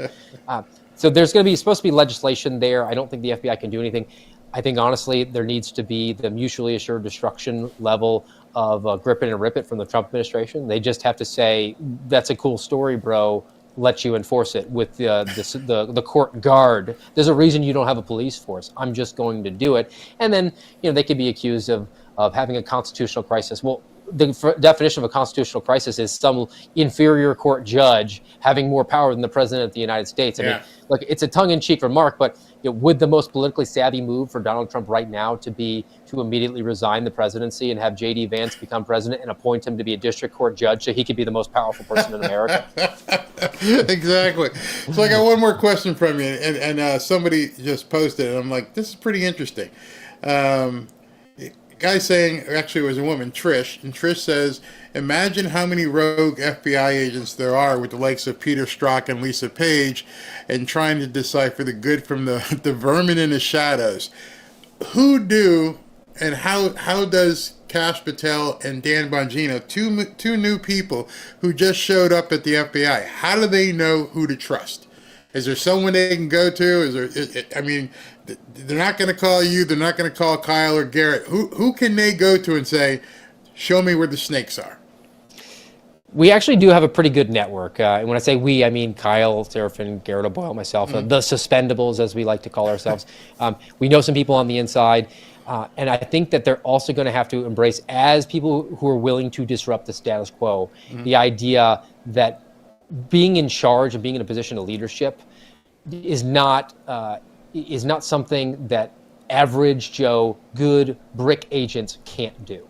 They might not want to, but part of the job that you take on is a responsibility to the next generation. You've been a great and effective case agent for 10, 12, 13 years. It's time for you to step up and run the Omaha field office, because anybody in a position of management, let's look at their resumes. Almost everyone who's in the upper echelons of leadership in the FBI right now has 5 or 6 years of actual experience. Right. I don't think as a result of that, they might even be good guys. They might be good ladies, but you can't trust their judgment because they just haven't had the reps, and they've been out of the investigative actions for a decade plus. Wow. So their judgment is completely skewed. They're completely and wholly compromised because they're married to that job, and that their desire to promote, their passion is in promotion. They'll say whatever they have to say. They've never said no to a bad idea. I don't think that you can trust anyone at the J. Edgar Hoover building. I think that you have to trust the regular agents out there and make it incumbent on them and say, you've done a lot. You're going to have to do more. You're going to have to step up. Wow, that seems like a very daunting task, Steve, that you're walking into a building. You just said you can't really trust any of them in there. I mean, how do they get anything done? Oh my God, I can't even imagine if I get hired by a company. Most time when you get hired to be in a managerial or a directorial position, you can bring in your own people. Can you do that at the FBI? Oh, well, I think you can. I mean, they did it with the deputy director, with Dan Bongino. He certainly didn't ascend through the ranks here. And as long as they're reforming the FBI, let's come up with a new solutions to these problems. Let's have an advisory group of good people, and then let's not be afraid to actually embrace the fact that most of the people in the FBI, in the headquarters apparatus, are not doing jobs that are worth doing. That's a very Doge-esque mindset to have. And let's send them back to go do the work. And if they're unwilling to do that, then they kind of self-identify themselves, and then they can be targeted for removal in a way, and then just dare them to sue. Because look, the system works really slow. I can tell you that from personal experience. Maybe you're more than welcome to push back and say I am entitled to the job that's just not worth doing. We'll just suspend your security clearance and leave you out in the wind for 3 years and see if maybe that gets you back on a course correction. Your status brings an interesting question. And a status meaning whatever, the limbo part that you are, why wouldn't they just say, you're fired, go do what you want to do and go get a job? What's the purpose of stringing you along where you've got to come back to them and get approval if you want to get a certain job? Is it simply punitive? They're just trying to hurt you? I can't, as you said that, and I've been thinking about it, I'm like, why would I string this guy along if I don't want him back? They can't fire you because of the Whistleblower Protection Act. So I brought forward whistleblower disclosures. I'm theoretically protected, but because I held a security clearance, the FBI suspended the security clearance. They eventually revoked it the night before I testified to Congress and leaked that to the media, but they suspended it. So I'm still technically an employee. I don't get paid. I need their permission. And then the reason that they suspended it, they will say is, we didn't suspend your clearance for whistleblowing. That's illegal. Right. Steve, we suspended your security clearance because you looked at the employee handbook improperly, so you might lack loyalty to the United States of America. We're going to have to adjudicate this over the next century and a half. And Cash and Dan Bongino can't reach out to you guys? That gives me more of a disheartened feeling than anything else. Is that I'm sure he's seen you guys on X before, when he was doing his podcast, and he can't say, hey, listen, we need to get these guys in or out. Well, I'm happy to provide anything that they want. That I really have recognized the hill that I'm on here. I think all the suspendables have. Wow. Having gone through the experience of being sort of betrayed by that agency, it would be really tough. You'd be looking over your shoulder all the times if you got brought back into the fold. That being said, I'm willing to do that if it is an actual interest in reforming it. And if they make that determination, now that they've gotten their feet wet and they've kind of gotten the lay of the land, and they're thinking, hey, look, it just can't be done, then I'd like to be part of the devolution process. I mean, let's make this reno into a demo. I'd be happy to do that. But I'm not on the inside. I don't know what they're saying. Wow. I saw that Deputy Director Bongino was posting on social media last night. Hey, changes are happening. You might not see them. I think that he certainly left an empire. I don't think he went there to meet the new boss, same as the old boss. And maybe it just is a logistical lift that's going to take some time. But they have the ability to contact me anytime they want. I'm happy just to be available for tasking. I'm happy just to be somebody they can bounce ideas off of, because I do think that those are the two guys that you want at the helm if you really indeed want to reform the agency. And how long have you been in this status? Well, I was suspended in September of 2022.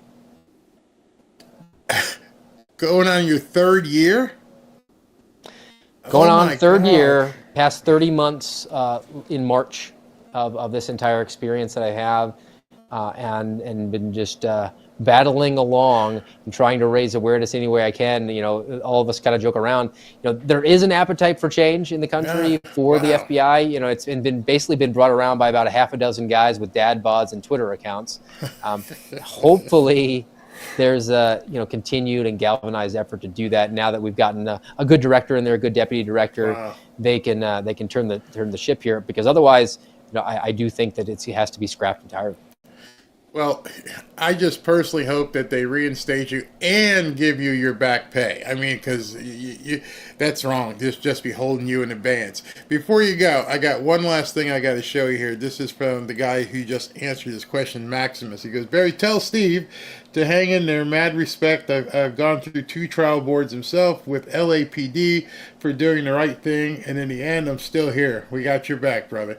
And I think Maximus speaks for all of us, and hoping that everything works out, not just with you, but with Garrett and with Kyle as well. Kyle doesn't sound like he wants to go back, but who knows? If the offer is made and it's like, here's where we're going to put you, it might be something he may want to look at. So either way, I hope that you guys can get made whole in some way, shape, or fashion, instead of just bobbing in the water like you guys are now. It sucks. That absolutely sucks. But thanks for coming back on, Steve. Have a great weekend. You got it. And by the way, if you guys want to follow Steve, you can go to his profile. Again, let me just show that. It's the Suspendables. Actually, it's Steve Friend, real Steve Friend. And you can go ahead and follow him and show him your support. But Steve, thanks a lot for coming on, man. Appreciate it. Have a good day. You too. All right, everybody. That was Steve Friend, as I said, from the FBI. Hey, Maximus, thank you for those comments. That were greatly appreciated, especially being another law enforcement. So I'm going to take a quick break and come right back and jump right back into all the information about the tariff stuff. Hold on.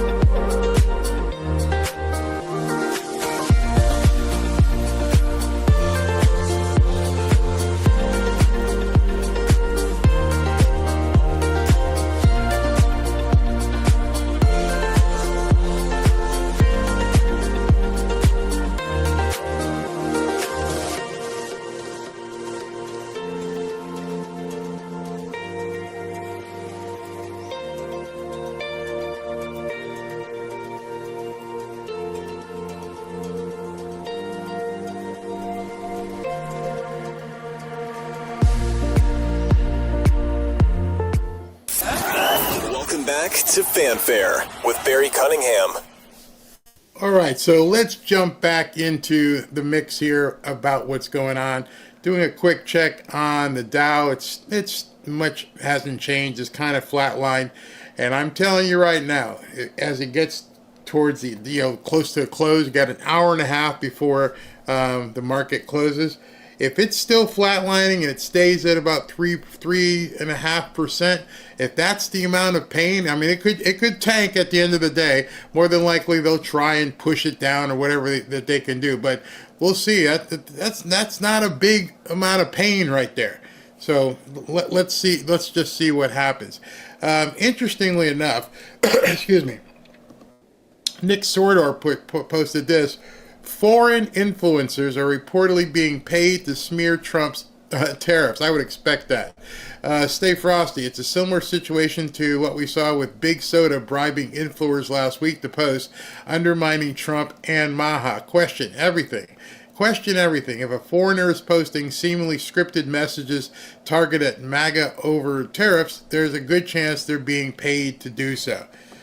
They're going to do everything they possibly can. You just need to hold the line. Hold it. 3.5%. That's not jumping off a cliff type stuff. So let's just see what happens. Obviously, as I look at this and as you look at it, you can tell that there's people basically probably coming in and buying. Here, let me show it to you real quick here. One second. When you're seeing that kind of activity, what happened? No, there it is. This is today, and it's just been kind of flat. Not a big plunge. You can see, not a big plunge. It's pretty much just been flat. The storm has probably been weathered. Let's see what happens at the end of the day, and I'll keep up with this in case you guys want to see. Me personally, I don't care. I'm just showing this for people who may have an interest in it because that's all the media is talking about right now. Same thing it looks like with gold. Looks like gold is pretty much just doing the same thing too. So it's possible. I'm not an economist, but you can see here, it looks like the gold is flatlining. You can see it. It went up, it spiked, it dropped, and now it's just like, just staying. So I don't know what's happening. Don't know. But it looks good to me. All right, let's continue with the videos. Exactly right. For the next couple of months, we're going to offer our customers the same deal that our employees get. And as you say, that's worth thousands of dollars. You come into our store, you get employee pricing. This is kind of to call a little bit of a timeout. We've heard some uncertainty from our customers, and we want them to be assured that Ford, the most American auto company, is going to do right by them, as are our dealers. We make the most cars here. We employ the most. We export the most. And so we here at Ford, we're in a good position to address customers' concern and give them a really great deal on a great vehicle. So do you want to know? All right, so there's an American company. There's a company and there's more happening. So tonight's show, I'm going to compile a lot on what exactly is happening, how certain companies, certain countries are reacting. Canada is already backtracking. This is going to be a liberal nut job's worst dream, worst nightmare. If things don't tank like they hope it was going to, if things don't go the way that they're out there promoting, they're in a whole lot of trouble. And it looks like, I'm not going to jinx everything, but let's just hold on and hold the line. This came out this morning, actually not morning, 21 minutes ago. Excuse me. Breaking news, General Motors will be sharply increasing vehicle production in Indiana following Trump's tariffs per Reuters. Blue-collar Americans are winning. GM is also planning on adding more overtime days to the schedule and bringing in hundreds of new workers to quickly ramp up production. Bringing America back. General Motors just announced that it is drastically increasing vehicle production at its Indiana plant following President Trump's tariffs. Now, notice that happened 21 minutes ago. Why do you think that happened?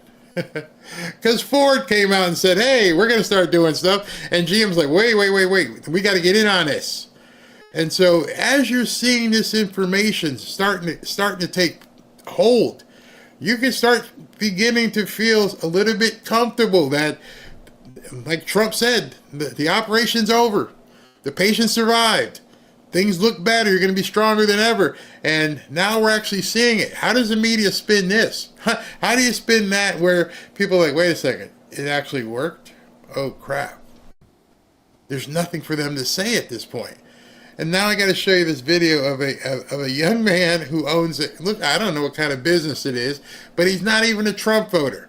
And he's going to explain to you in his terms how the whole tariff thing works. The part that they're not telling you about tariffs, here's the reality that nobody's talking about. Nobody. This lighter costs $25 in America to buy an American-made product, okay? China makes one, sells it for $20 here in America. Out of that $20, $5 goes to whoever in America sells it. $15 of it goes back to China. You buy the $25 one in America, all $25 stays in America. So now we want... Okay, so you guys understand that. I loved how he broke it down. It's not just the price of the item. Nobody's talking about that. It's not just the price of the item. It's the money generated from the sale of the good from another country. So you're going to pay for this, and when you pay for it, the money from the sale is actually going, the profit is going to China or wherever, but it's not coming to America. Say, let's balance this out, and we're going to put a 50% tariff on Chinese goods. Now this lighter costs $30 to sell in the United States. Now you have the U.S.-made one at $25. It is cheaper. It's more expensive in the big picture, I get it. But it's now cheaper, so people are going to buy the American-made one. 100% of the $25 that you spend stays in America, stays here. The demand increases for that business has to hire employees. When many businesses hire employees, that creates a supply shortage of employees, which make wages go up. Is this more expensive for the consumer in the short term? Yes, but you're getting a better product. You're getting a better product for your money, and the money is staying local. Okay, you're not funding these other countries and their businesses. That is the purpose behind all of this. Will we have a recession? Yes. Will prices go up in the short term? Yes. But the lagging effect is all of that money now stays here with us. It's not leaving the country, which gives us more money in the United States to go around for everybody. Of course, every nation in the world is going to say, we're being bad neighbors and bad business partners. Well, of course, we've made them rich. And now we as a people are suffering. We want our money back. Why is that so hard? It's not ideal, but it works and it makes sense. And I'm not a pro-Trumper at all, but I believe in it. I'm a business owner. I know how it works. Have a great day. Have a great day. You see what I mean? Trump is crossing that divide. People who have something upstairs are looking at this and going, wait a second. So I'm not really a Trump guy, but I do understand that my product that I make competes with this thing from China or Vietnam or whatever, and these guys are able to make it cheaper because they're not paying anybody anything. They're using slave labor and they're using inferior parts and they're, just stealing IP and all this other stuff so that they can sell it cheaper than what I do. And so they're going to ship it over here, and they found out I paid 50. I charge $50. They're like, well, we can make it 40. And so they're undercutting me because they're doing such crappy stuff, and I'm stuck. And then he explained to you, but with the tariffs, now theirs is more expensive. And so you as a consumer can now walk in and go, well, I'm not paying it. I'm going to pay this one. So yes, what he said in terms of there being a recession, I don't know about that. But I do know whatever short-term pain is happening, we're not the bad guys here. You're seeing people across the country on X, on the media, talking all this stuff, and they want us to be taken advantage of. Make that make sense. Make it make sense that these people are okay with us being bent over, but they don't want us hitting people back. I just don't get it. Now I'm going to show you something from the most unlikely of source. This is going to make you go, what? Because it's no longer political for some people. Now it's business. And this is so smart by Trump because, as I've said many times about enlarging the tent, this is a tent enlarger. Because even people who don't like Trump, but yet who are in business, not the commies running around, this was a fantastic separator. See, the commies and the blue hairs and all those people, they're going to scream bloody murder because they don't understand. But now he's reaching out to Democrats who understand, and they're like, yeah, this makes sense. You won't believe this. So basically what you're saying, do you think that these tariffs will impact everyone from top down? Everyone. So again, there's different types of tariffs that have different types of impact. If they're strategic, so if China is subsidizing their steel industry and we put tariffs on and that allows more manufacturing of steel here and it's strategic, that can be a positive. Even though the price might be a little bit more. In case you guys don't know, because I'm thinking maybe some people don't know who this guy is. This is Mark Cuban. Mark Cuban, who's no big fan of Donald Trump. And Tara Palmieri, she's a left loon, and I don't think she got the answer she was hoping for here. People hired, and it's not a dramatic negative impact because strategic tariffs really work. So when you look at these moves, Geraldo, what do you see between the tariffs and Wisconsin? What do you think? Where are we? Now, here's another person. You know that Geraldo has been out there trashing Trump, saying all kinds of stuff about Trump. But just like with Mark Cuban, you're going to hear Geraldo say something and make your head snap. This is when you're going to start realizing, because most people probably won't show it to you, this is when you start to realize this is crossing over. This is reaching to the other side of the aisle. And you know why it's reaching that other side of the aisle? Because it's money. And money has friends. And no matter what you think about Trump, no matter what you think about Republicans or MAGA, you have a business to run. And if you have a business to run with shareholders and employees and all vendors, makes you think. I'm actually going to tell you what I think here, not what you want to hear.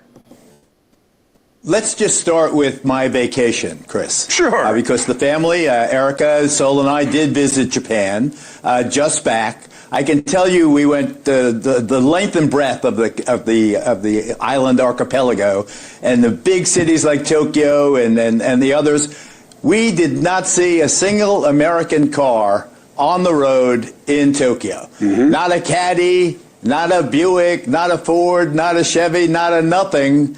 We have plenty of Toyotas here in my neighborhood and around the country. So why is that? Now, I have an innate sense that there's something unfair going on vis-a-vis the American consumer.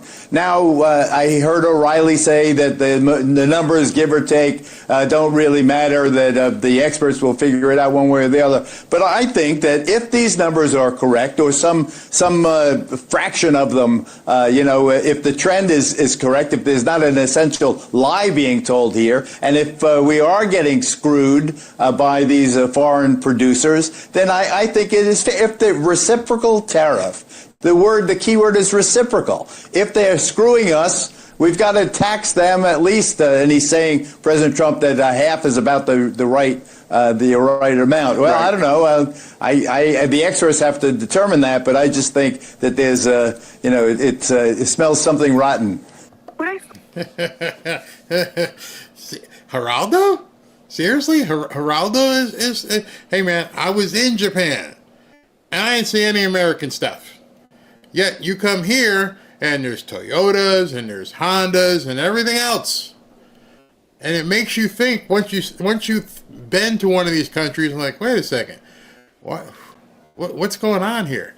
And so now even people like Mark Cuban and Geraldo are just thinking to themselves, yeah, this is business.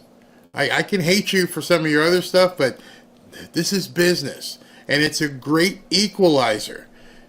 Listen to this woman here. You saw her earlier. She's a former Democrat, and she's now, I don't know what her political party is, but she's all about money. And so she's going to explain something right now to Piers Morgan. What I find so frustrating about the conversation around tariffs is that we all agree on the problem. We all agree that the deindustrialization of America led to the downward mobility of the American working class, deaths of despair, people working multiple jobs and not being able to afford the American dream. We all agree that it is deeply unfair for the American middle class to be bearing the burden of unfair tariffs from other countries. It is such a simple thing to say that you wonder, doesn't the media get this? Who are you guys so beholden to that there should be nobody here? You're always talking about a living wage. You think to yourself why someone needs to be given a living wage is because they're having to work 2 or maybe 3 jobs to try and make it. And what do you think the core reason is? You know, you sent Kamal out there to find the core reasons for immigration problems. What are the core reasons that these people need to be given a living wage? Because the jobs they're working at aren't able to pay them. Why are the jobs that they're working at not able to pay them? Because you're kissing butt with these foreign countries, and it's not allowing the American people who need to employ them to give them more money. Oh, so what's the solution? Stop kissing up to these foreign countries. Make the American business prosper, and inevitably what they're going to do is have to pay more. Because they're going to have to what? Compete for employees. See, right now, there's really no competition for employees unless you're up into like maybe the managerial or directorial position. Ground level, entry level, there's no competition. You're all the same. And I don't mean you personally. But if you can run a cash register at Burger King, you can run a cash register at McDonald's.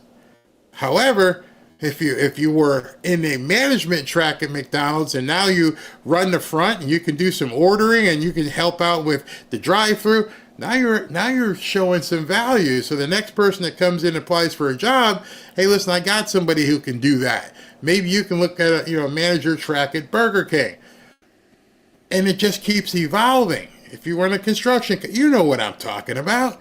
Competition is what this country was made through. This is what we were supposed to be doing, competing. And now we're no longer competing because, as Glenn Beck said, we're managing the decline of this country, where people are begging and demanding instead of earning. And that's... All agree that it is great for the president to have leverage in order to demand reasonable things, like that country stop allowing fentanyl to murder 100,000 Americans every year, and that Mexico do its part to police its own border. And yet when somebody has the courage to show up and say to Wall Street, screw you, I am waging war. I'm waging class warfare on behalf of the American working class. And you elites in Wall Street, you do what you need to do because I'm not going to stop fighting for the American working class. Suddenly, everybody is sitting around going, oh no, the stock market. Yeah, the stock market looks like that because the rich are punishing Trump for side. See, this is where you come in.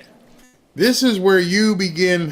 Hopefully you've heard today from me about this, and you can now start typing and hit back on some of these people when they start with their insanity. Oh yeah, my 401k. No, your 401k is going to be fine. It's been fine. It may be down today, but over the last X amount of time, it's been fine. Don't freak out. What we're doing is to help your 401k, not hurt it. What he's doing is to help your family. But I'm going to have to pay like, $4 more for avocado toast. Well, then don't flip and eat it. That's the easiest thing. Nobody is forcing anybody to buy something that's more expensive. I don't even know how that's a mindset. Every single one of us may want to go out there and, hey, listen, this phone's 2 years old. I want to upgrade. What are they charging? Well, the new Samsung Note's going to cost like $1,500. Screw that. It still works. Nobody's forcing you to buy the more expensive items. That's all media driven. If you are an American, just like back when the war, the World War II, when they brought women in and Rosie the Riveter and everything else and what they needed to do to ramp up to engage, this is your engagement. Do what you need to do. Do what you need to do to get us through this point. If it means that you might pay 30 cents more for a cup of coffee, pay the damn 30 cents. Or don't drink it. Don't complain. This is rebuilding America. Shut up. Don't complain. Do what you need to do to fix it. Everybody has to chip in at this point. It's not him. It's not Trump by himself. He can't do this by himself. This is going to require every one of us to start saying, you know what? I don't care if General Tso chicken is $1 more, because I'll either pay it or I won't. And if I don't, I'll get some, potato soup, which is probably better for me anyway. But in any event, nobody's forcing you to pay more money. With the neglected and humiliated American working class over them. We have already seen these tariffs work, Pierce. The number of people crossing the southern border is at 0. Fentanyl is at record lows for the last 10 years. We have already seen $1.2 trillion in manufacturing invested in this country since January 21st. So they have already worked. Now, how long? I love that Carrie Lake's the only person going, yep, tell them, girl. Tell these people. Tonight's show at 7 o'clock, it'll be a shorter show because I'm going to tell you and I'm going to show you. Oh, yeah, it's working. It's working. It's already working if you know where to look, if you know what you're doing. And one of those things is stop listening to these idiots. I challenge you, go out today. Go out today to the grocery store, even if you don't need to. Just walk through the store. Bet you there's people in the parking lot. I mean, the cars in the parking lot. People are shopping. Go to McDonald's. Go to Burger King. Look at the drive-thru line. Whatever you do, don't go to a Chick-fil-A because that line's way too long. But if it was really hurting people, you'd think the line at Chick-fil-A would be short. Like, what the hell are these people doing? Don't they know it's bad right now? Don't they know it's blood running through the streets bad? Somebody should tell them. How did they not see the news? Everything's horrible right now. Is Wall Street going to keep trying to punish this president for standing the American working class? I don't know, but I can tell you that the view from the street is people cannot believe that there is a president who is working for them, who is putting them first and telling Wall Street to go screw itself. Wall Street, which picked the Democrats for the last 3 election cycles in a row. That's what the real story is here. American Compass did a survey of just GOP voters. We know now that the majority of Americans who make under $100,000 a year now vote for the Republican Party. So that was almost a means-tested poll, and they found that 77% of GOP voters, the working class, not the elites, said that when they were asked, they said they would be willing to pay higher prices if it meant bringing back manufacturing, because I would be like the other people sitting there. I'm like, I would just go ahead, girl, just bring it. You obviously did your research. You were ready. The other people just nod because she's gone. She's bringing it. And Senka's there, nodding his head. I'm like, what are you gonna say? What are you gonna say? Wall Street's not manipulating things? Of course they're manipulating things. They have to. They put all their eggs into the Democrat basket. They put so many eggs into the globalist market. And now what's gonna happen? What's going to happen to all these investors and hedge funds that put so many gazillions into China and Cambodia and Vietnam? What's going to happen with so many e-commerce companies? I used to have 2 e-commerce companies. I got out of it because I hated customer service. But everything you bought, and I do mean everything, was from China. All of it. You couldn't even compete. Hey, listen, I want to sell this thing here, and what's my source? My source cost looks like it's going to be about $6 if I buy it from China. What's the best thing I got here? Oh, the best thing here is like $12. Oh, we're buying it from China. And I know many of you guys have probably gone to Alibaba.com and looked at some of the stuff. Thank God that thing is dying. And Temu, and you would get crap stuff because people would source everything over there. Now it's here. And how many of you, and I don't mean this in any slight, don't want to dial some customer service number from somebody you don't understand? What? It's too small. Small. S-M-A-L-L. You guys know what I'm talking about.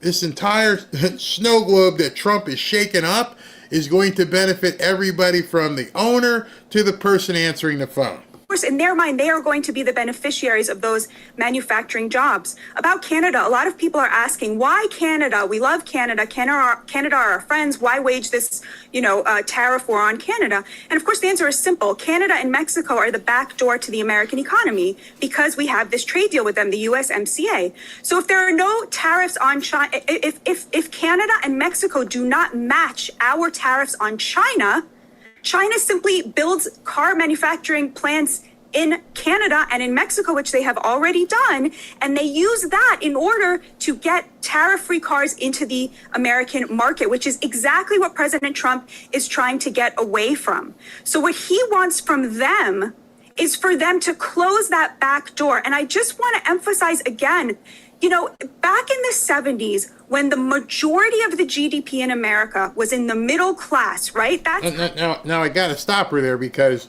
she's done her homework.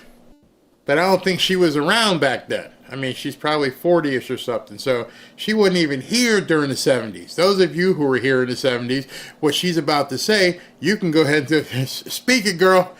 Full truth. If you were around in the 70s, what she's about to say, you know it to be true. There's too many of these green hairs running around who have no idea what it was like in the 70s. To them, it was fantasy land. They don't even know that, we pretty much did what we wanted. It was fine. Listen to her. Like the golden era that we look back to of when the economy was really healthy and working class people felt that they could afford a middle class life. 25% of our economy was in manufacturing.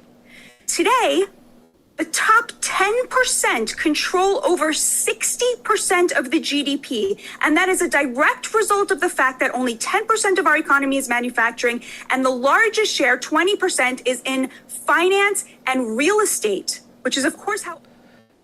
Sorry, I've done my part in real estate, but I understand what she's saying. So we've turned into a nation of hedge funds. We've turned into a nation of people just flipping money and moving money around instead of actually doing something. I mean, you guys all remember the dot-com craze, and I remember sitting back going, none of these companies make any money. No. None of these companies build anything. No. The entirety of what they have is in a website. Yeah.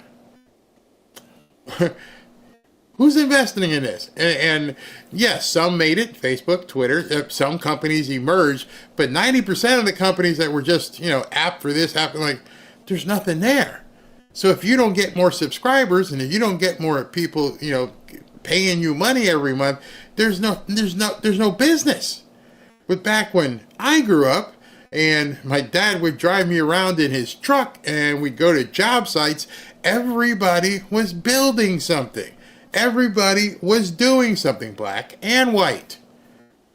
And I'm like, wow, this is cool. Well, I don't want to do that, though. It looks kind of hard. Yeah, and so I could have had a construction company, but I just chose, I don't want to do it. I want to play football. But everybody was doing something. My dad's brothers, my friends' parents in high school, everybody was doing something. And then all of a sudden, we lost all that. And everything became finance, real estate, and hedge funds. Let's just move money around. And the reason why that became so easy, because you could do it globally.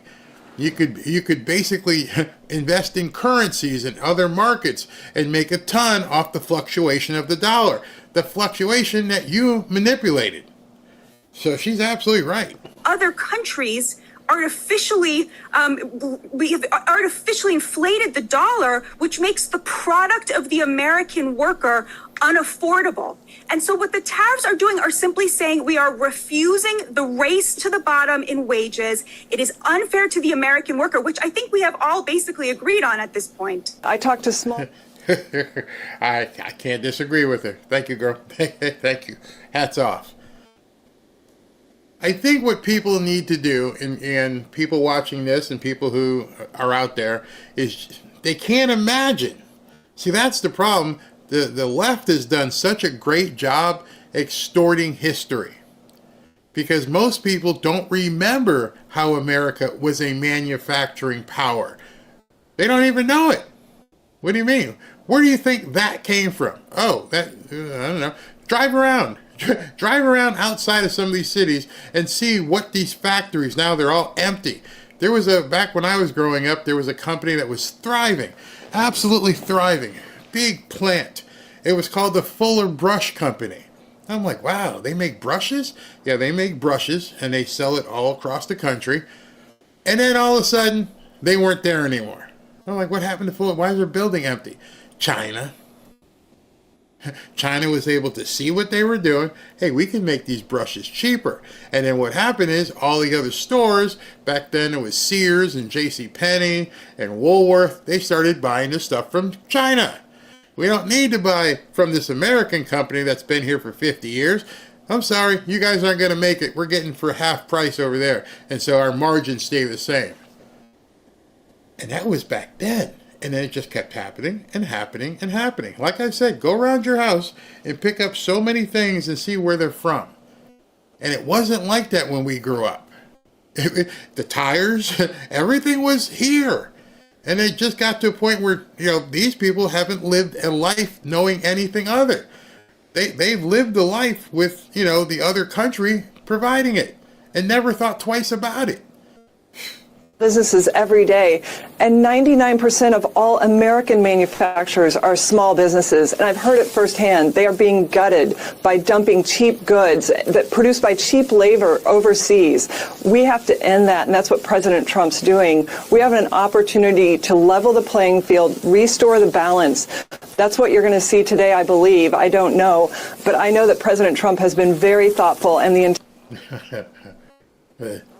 Just stare at that. Maybe we should print that and put it on a t-shirt or something.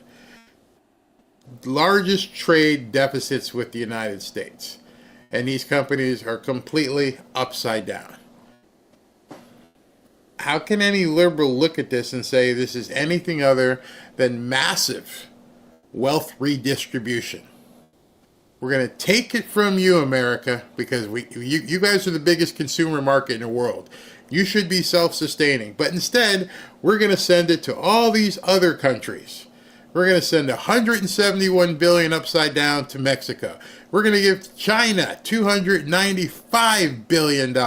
And Vietnam, where we got a war and we blew people up? And how did Vietnam become an economic... How did Vietnam become an economic powerhouse? Why don't you think about that for a second? Just go back into your 70s and knowing what was going on. It was boof, boof, boof, and napalm. And then all of a sudden they become an economic powerhouse? And we're giving them $123 billion upside down? How did that happen? I don't get it. So what you're seeing when you see this is that you realize at this point that some of these countries could not exist without us. And that's one of the things I've been saying is we've been subsidizing the world. What would happen? Germany doesn't even do any manufacturing anymore. They were the manufacturing and engineering hub. BMW, Mercedes, they were the engineers. Now you're not doing anything? Ireland, I don't even know what Ireland makes. What other out there? Taiwan, India, all those things. They're reliant on the American dollar. And why can't we? Why is it a bad thing that we're saying we're going to make it even?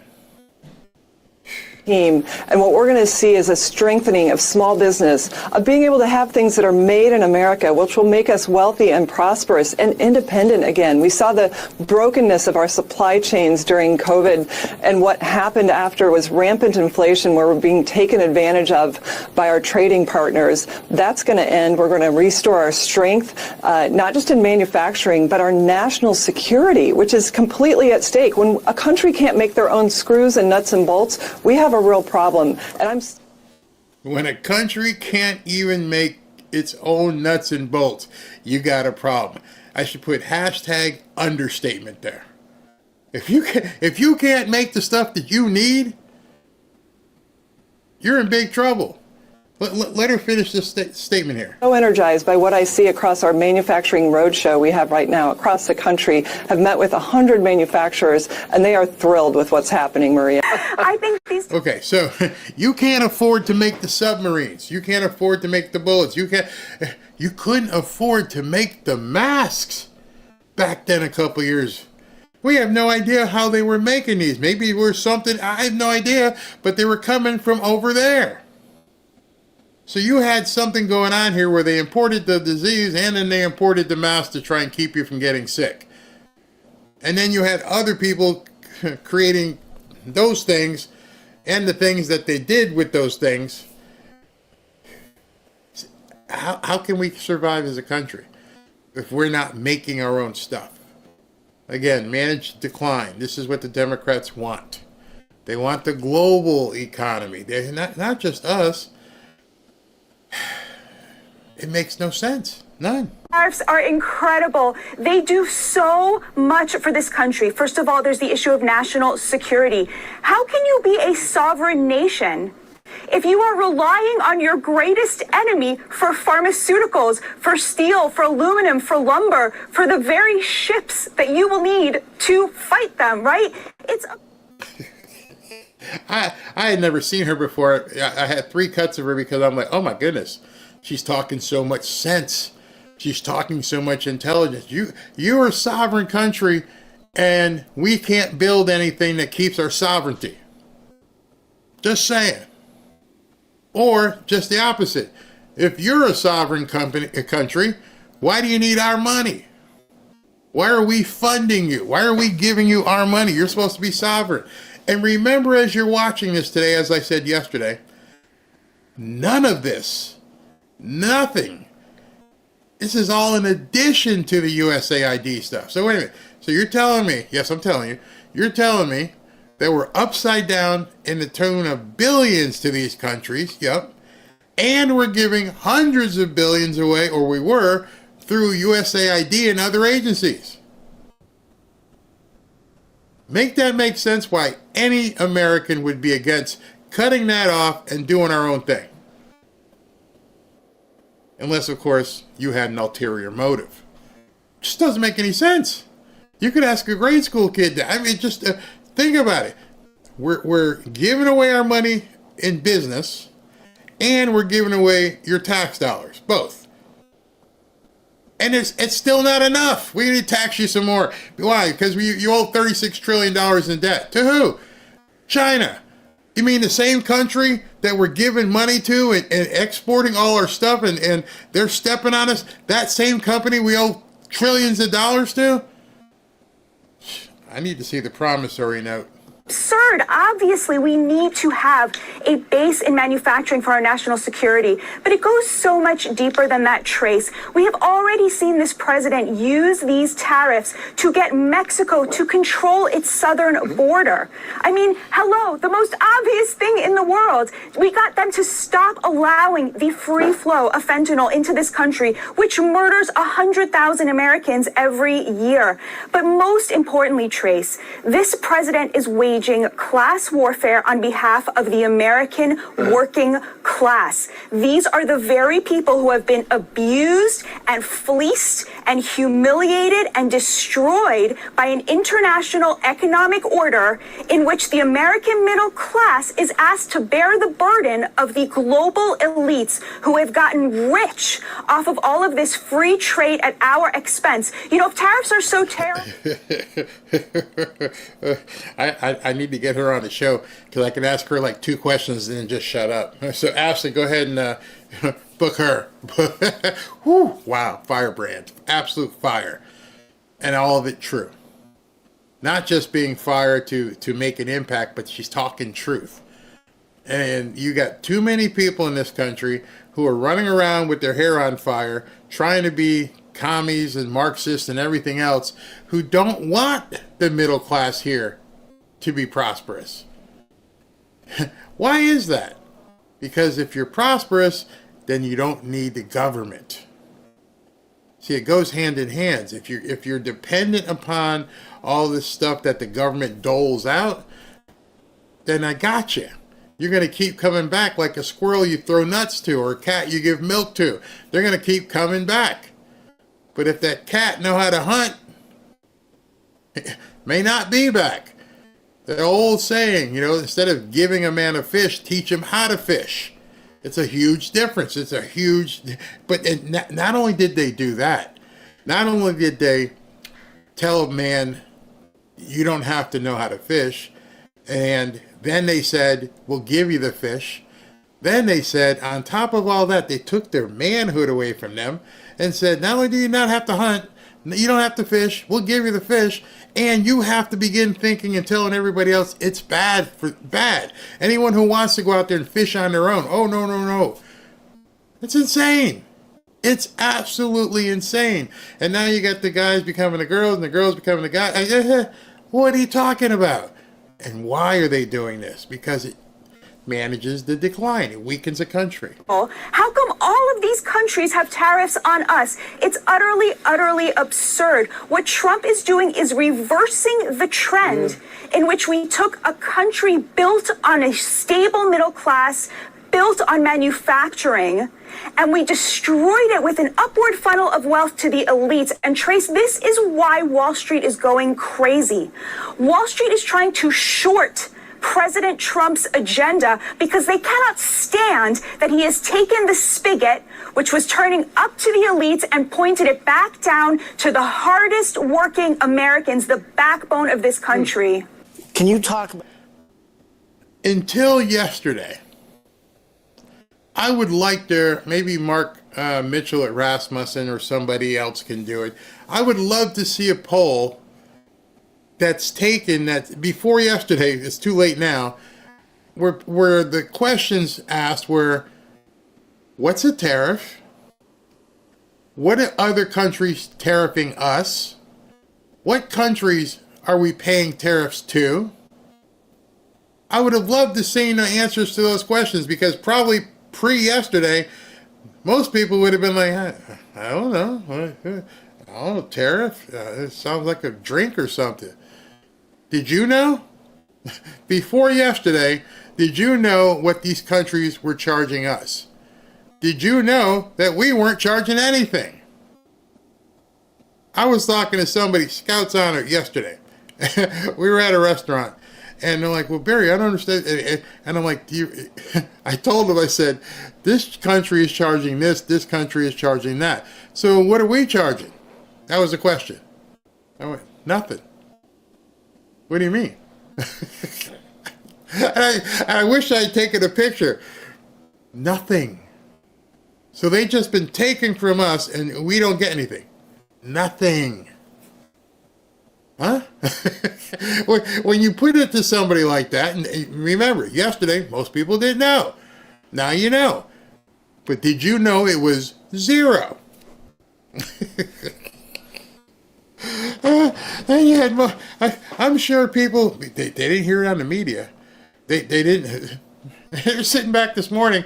Maybe that's why the market's not going absolutely nut crazy, is because some people heard that and went, wait a minute, wait. And then, of course, they did a community note and they said, well, those things that Trump showed on the chart weren't actual. Duh. But it's enough to make you go, wait a second. They're sticking it to us, but we're not allowed to hit them back. That goes against a lot of what everybody thought. About the president's historical view on global trade and the tool of tariffs or the use of tariffs that he envisions, not just through Liberation Day today, but how he's used it over the years.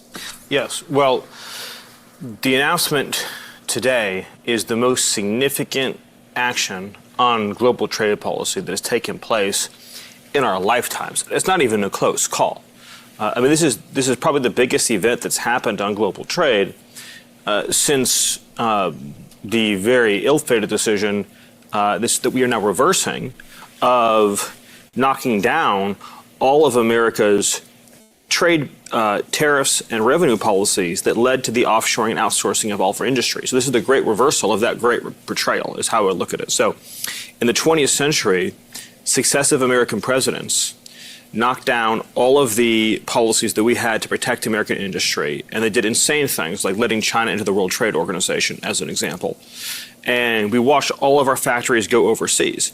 This is the complete reversal of that. This is the great onshoring, the great reshoring of American jobs and wealth. So if you look at America today, we're totally dependent on foreign countries for the supplies that make this country run, for all of the essential goods, materials, manufactured products that make it possible for us to live our lives. Our cars, our electronics, all the materials that go into our homes, our buildings, our medical supplies, our entire supply chains are completely embedded in foreign countries.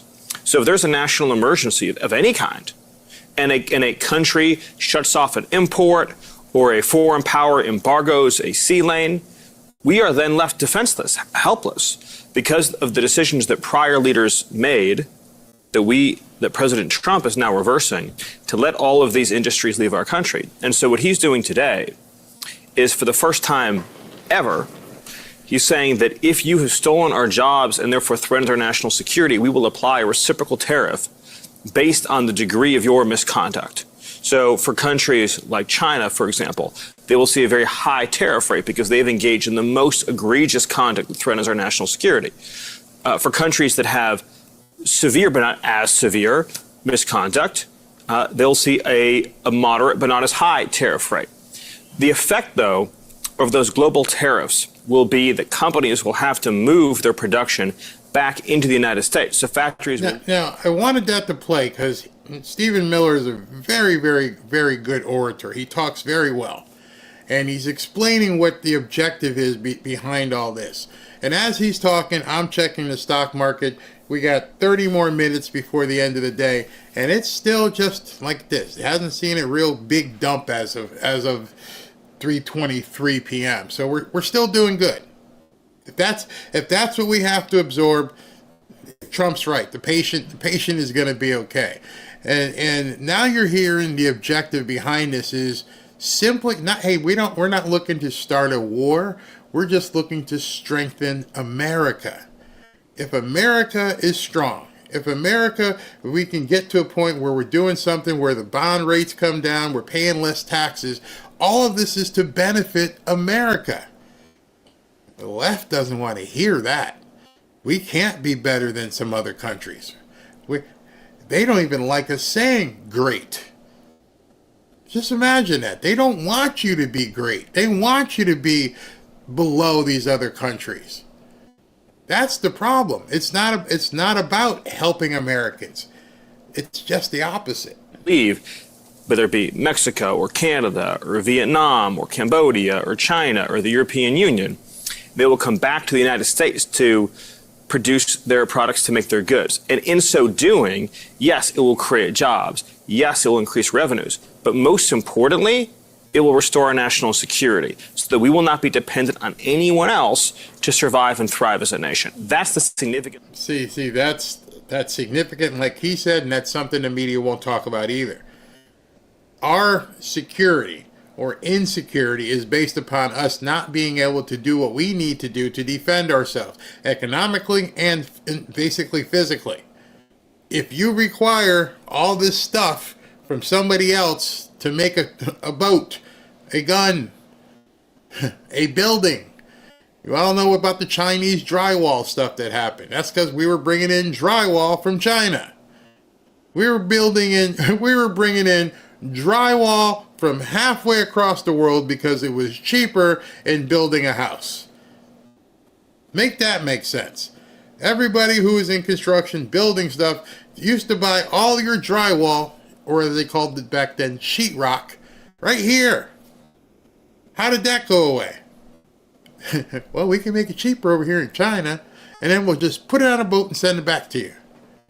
Crazy. We're talking about today, the most important economic event of our lifetimes. And Stephen, explain to us how you get manufacturing here, but also get the cost down for the American people. Well, if you go back a little bit, Lawrence, remember during the first Trump administration, everybody said that Trump's tariffs were going to be inflationary back then. What actually happened? We had 1.5% inflation. We had the fastest growing economy in a generation, and we had the beginning of a manufacturing renaissance in the United States of America. Then, of course, we had 4 terrible years of the Biden administration. But I think it's useful for all of us to step back and ask ourselves, what has the globalist economy gotten the United States of America? And the answer is fundamentally it's based on 2 principles: incurring a huge amount of debt to buy things that other countries make for us. And to make it a little bit more crystal clear, we borrow money from Chinese peasants to buy the things those Chinese peasants manufacture. That is... I have not heard anybody put it that simple. You got a $36 trillion debt because you're borrowing money from Chinese peasants. Okay. Wherever the Chinese peasants are getting their money, we'll talk about that at different times. So we're borrowing the money from them, and then we're going to buy the stuff that we're borrowing the money for. That makes an economy go like this. And the fact that Trump is saying, no, we're not doing this anymore. Number one, we're not borrowing any more money. And number 2, we're going to make our own stuff. We're not going to keep paying you both sides. We're going to borrow the money so that we can then buy the stuff from you. I bet you every business in America would do that. Hey, listen, I have a restaurant supply chain, and you want to open a restaurant. So here's what I'm going to do. I'm going to finance your equipment. And then you're going to keep buying from me because, I'm helping you get your restaurant, which is exactly what people did. I remember back in the bar days, the biggest financer of bars, you wouldn't believe this, was the vending machine guy. The bent nose guys. But I'm like, wait, they walk in, hey, you need some cash? I'm like, no, what do I need some cash? Well, if you ever need anything, don't go to the bank, come to us. Because they were making so much money in cigarettes and, everything else in the vending machines that they were out there lending to the people who would bring the machines in. I mean, put the machines in their location. And then there was another guy who was making so much money because remember those things where you used to have to go outside and put dimes and quarters in to talk? Yeah, before cell phones. Well, those guys were making so much money, they were looking to put money on the street as well. I'm like, so the Chinese just learned from us. Not a recipe for economic prosperity. It's not a recipe for low prices, and it's not a recipe for good jobs in the United States of America. For 40 years, we have gone down that pathway. We've seen closing factories. We've seen rising inflation. We've seen the cost of housing so high that most Americans can't afford to buy a home right now. President Trump is taking this economy in a different direction. He ran on that, he promised it, and now he's delivering. And yes, this is a big change. I'm not going to shy away from it, but we needed a big change, Lawrence. We cannot keep going down the Joe Biden globalist pathway where we have $2 trillion of peacetime debt and deficits. We have manufacturing disappearing. That is not working for Americans. We've got to take this country in a different direction. What's interesting is when you hear that, and then you compare it with what the Democrat response is, you see it very quickly. They don't ever address this. If you turned on the television tonight, all they're going to talk about is people are going to be hurt. Oh, they're going to be paying more. Hold on. Just hold on. Tell me how, number one, this happened. Tell me, number 2, why you want it to continue. It's got to be fixed. It's not sustainable anymore. And they won't talk about this, the sustenance of this thing. yeah, it may be bad for a short period of time for certain people, but we're talking about America as a country. My favorite guy is going to be talking here. Talk to leaders and your counterparts in other countries. Are they telling you privately, yeah, we think it's time to negotiate? It's unbelievable when I talk to these people. They say, I can't believe we got away with it for this long. I mean, seriously, they tell you that. It is outrageous, the conversations we have. Of course they do. I mean, come on. They don't take our products and they sell everything. Here's one quick story for you. In Korea, we started taking their cars in 2012 in exchange for us for selling produce and food there and agriculture. So McDonald's tried to bring in French fries. And you know what? They wouldn't let them take French fries because they said you couldn't prove the origin of the potato. Now that is the definition of a trade barrier. I mean, you think that's a joke? It's not. They offered me last week. They offered to take it away and let McDonald's take in French fries. But what about the retaliation? Do you know that right now there are people all over X calling Howard Lutnick an idiot? I got into an exchange with somebody. If that's what you think Howard Lutnick is, I'm sorry. You really have no idea, do you? You see, that's all they have. Oh, he's an idiot. What do you mean? How's this guy an idiot? He you know the backstory on Howard Lutnick. If you don't, let me know. I'll tell you the backstory on Howard Lutnick. But to say that man's an idiot with what he's done, it's insane. What should we look for from China, from the EU, and others? Not a lot. What Trump did yesterday, wargaming, the Pentagon sits around and every country was doing wargaming on this. Not a single country had what President Trump pulled out last night. He didn't pull out a bazooka. He pulled out like something mind-boggling. A daisy cutter. A bunker buster. Right. Because the methodology that they use, and you can argue with it, with trade deficits, is really intriguing. And it gave him a starting point. But you're going to one-up that? You can't one-up that. You really can't. It's time to come to the table. They have until April 9th. I would not be surprised to see a tidal wave of deals between now and then. Big day. Now, I told you guys yesterday who were watching, somebody asked a question, and somebody said, Barry, why are we not charging the same thing? If X country is charging 50, why are we only charging 20? And my explanation to that was, it's very simple. I could see it. I had no insider knowledge, but I understand negotiation.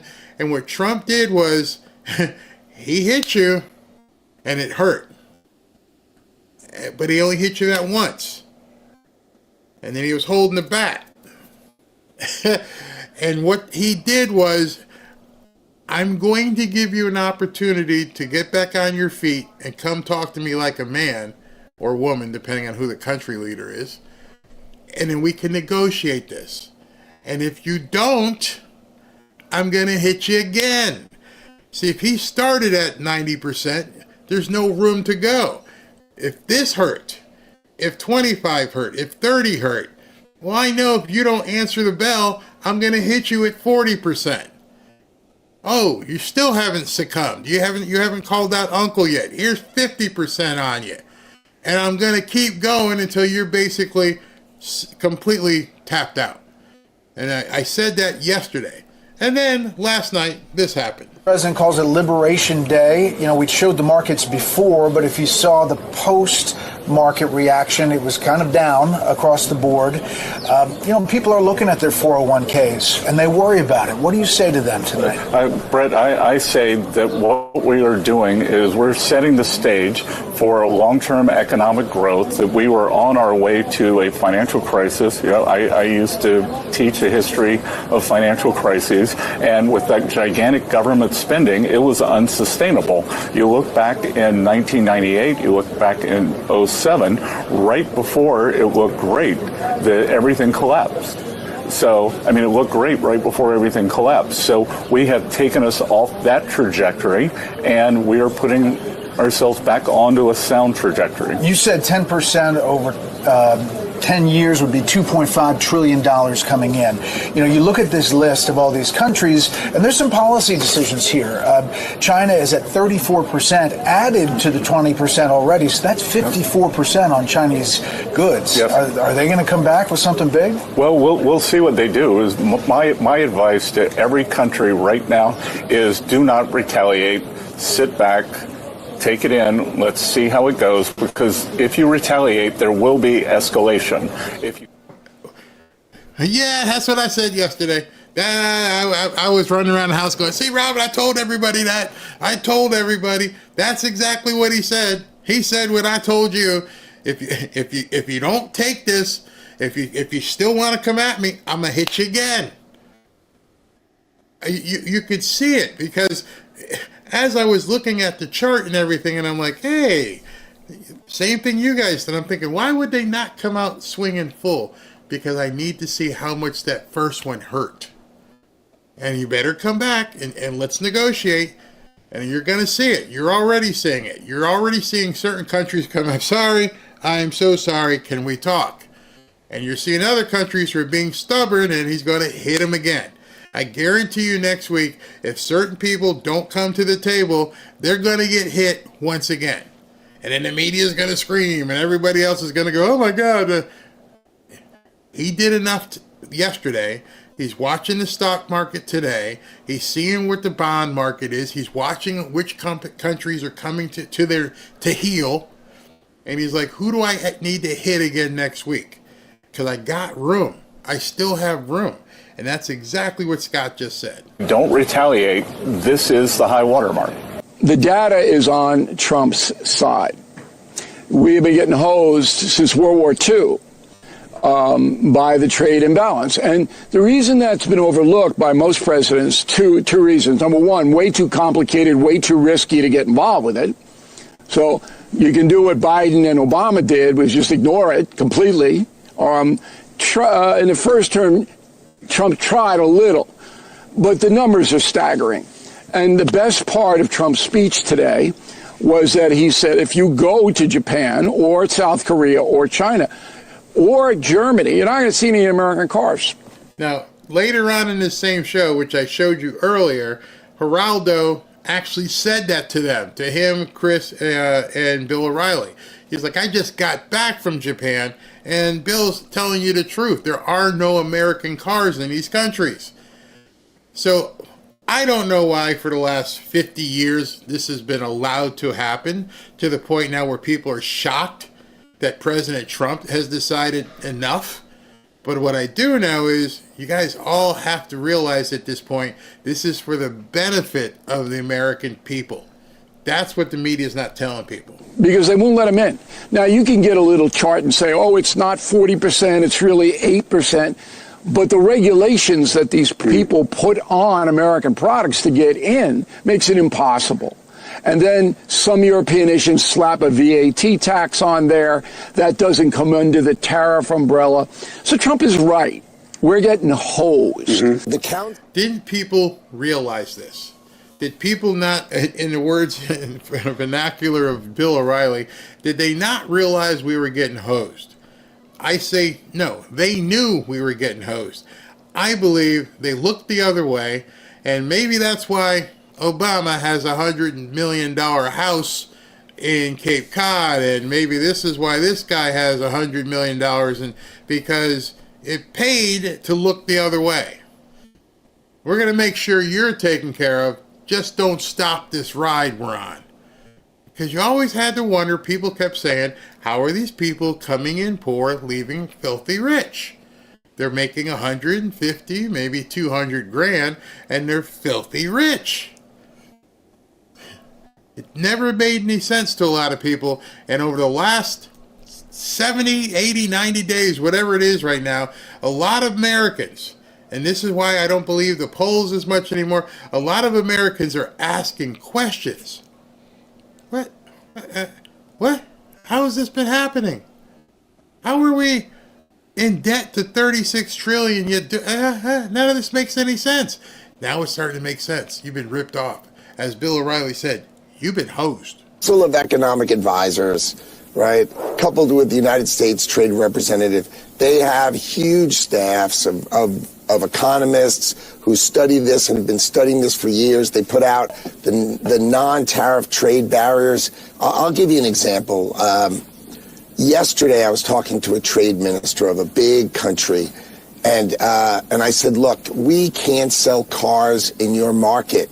You've got to do something to change that. It's obviously unfair. And at the very end of the conversation, the trade minister dropped his head and said these words. He said, fine, we will provide your car manufacturers the same subsidy we provide ours. Just think about that for a minute. So you've got all these countries, they charge a VAT or a consumption tax. What do they do with that tax? If they turn around and sell really cheap energy to their steel company, then their steel companies destroy ours, put ours out of business, and then all of the steel goes elsewhere, and we can't defend ourselves in a war. If they take that and give it back as a subsidy to their car manufacturer, then their car manufacturer actually has a cost of $40,000 when our car manufacturer has $50,000, and of course we're never going to sell a car. So this is the reordering of fair trade. And what happens is people think it's all about tariffs. It's about those non-tariff trade barriers. Well, it'd be nice That's what we are addressing now. You see, one of the problems that has led to this is that people weren't paying attention. Or it was such a high-level conversation that people didn't understand what was going on. Most people, like I said, until yesterday, didn't even know what a tariff was. And if you did know, did you know how much the other countries were tariffing on us? This isn't something that was talked about. The media never talked about it. Politicians never talked about it. Trump kept telling everybody, Trump all the way back like 20 years, like, I would do this. And then people thought he was crazy because he was going to upset the apple cart. And that's what exactly has happened at this point. So Trump was leaving. He's heading down here. He's coming to Mar-a-Lago. He left on a Thursday. Actually, he's going to play golf with the Live tournament, Live tournament. And so they asked him a question. I hope the volume is good on this because I may have to do something because every time he's out there by the helicopter, it sounds like crap. But let's take a listen to what he said just a little while ago. I think it's going very well. It was an operation, like when a patient gets operated on, and it's a big thing. I said this would exactly be the way it is. We have $6 or $7 trillion coming into our country, and we've never seen anything like it. The markets are going to boom, the stock is going to boom, the country is going to boom, and the rest of the world wants to see, is there any way they can make a deal? They've taken advantage of us for many, many years. For many years, we've been at the wrong side of the ball, and I'll tell you what, I think it's going to be unbelievable. The thing that people have to talk about, we're up almost to $7 trillion of investment coming into our country, and you'll see how it's going to turn out. Our country's going to boom. All right, then. $6-7 trillion he's bringing in. And the harpies in the media are screaming because they might have to pay more for coffee tomorrow at Starbucks. He's got a plan. And again, I don't think the guy has a poker face. I think he really feels he's in a good position. The ones who are screaming are the opposition. He's good. He's good with it. All right. So I did not think this was going to go this far. It's about more than the stock market for most of us. Exactly. Maybe if you have a 401k, you're tied to stock. Maybe you may have some other money put in. That's discretionary income. But that's what I said all along. Your day-to-day life isn't going to change much. But it will if more people in America go to work, we start making more stuff here, and we get over this hump, and we rip off this Band-Aid and understand we need to do this to reset. And that's exactly what's happening. Stay positive, and hopefully, this comment right here is the reason why I did this show. The reason why I'm going to do the one tonight, because stay positive. Stay positive. Don't let these people freak you out. And at the same token, if you're in a position to do some things with your money, this is a good time, because the people who are freaking out are going to create opportunity for other people. 401ks will be fine. It's all about your monthly bills. Yep, exactly. What else we got? Howard Lutnick. How could you not like the guy? The guy's never frowning. He's always with a big beaming smile all the time. All right, so I'm going to come back on at probably 7:30. So I want to go ahead and do super chats now, so I can be ready for 7:30. Get ready, because I'm sure there's a lot of news for me to clip out there. Just to also let you know, we're not doing. It's April, so that obviously you've seen the site is not says that the promotion has ended, because it has ended. We've been telling you for a couple of weeks now that we're going to be moving into the spring in t-shirts, and so we're working on the background to get those t-shirts up so you can see the t-shirts we're going to be giving away. We have regular t-shirts for men and V-neck t-shirts for women. Yeah, you ladies can thank Robin for that one, because she's like, I don't like regular t-shirts. I'm like, what do you want? She goes, make sure you get the women V-neck. Why can't they just wear a regular t-shirt? We have boobs.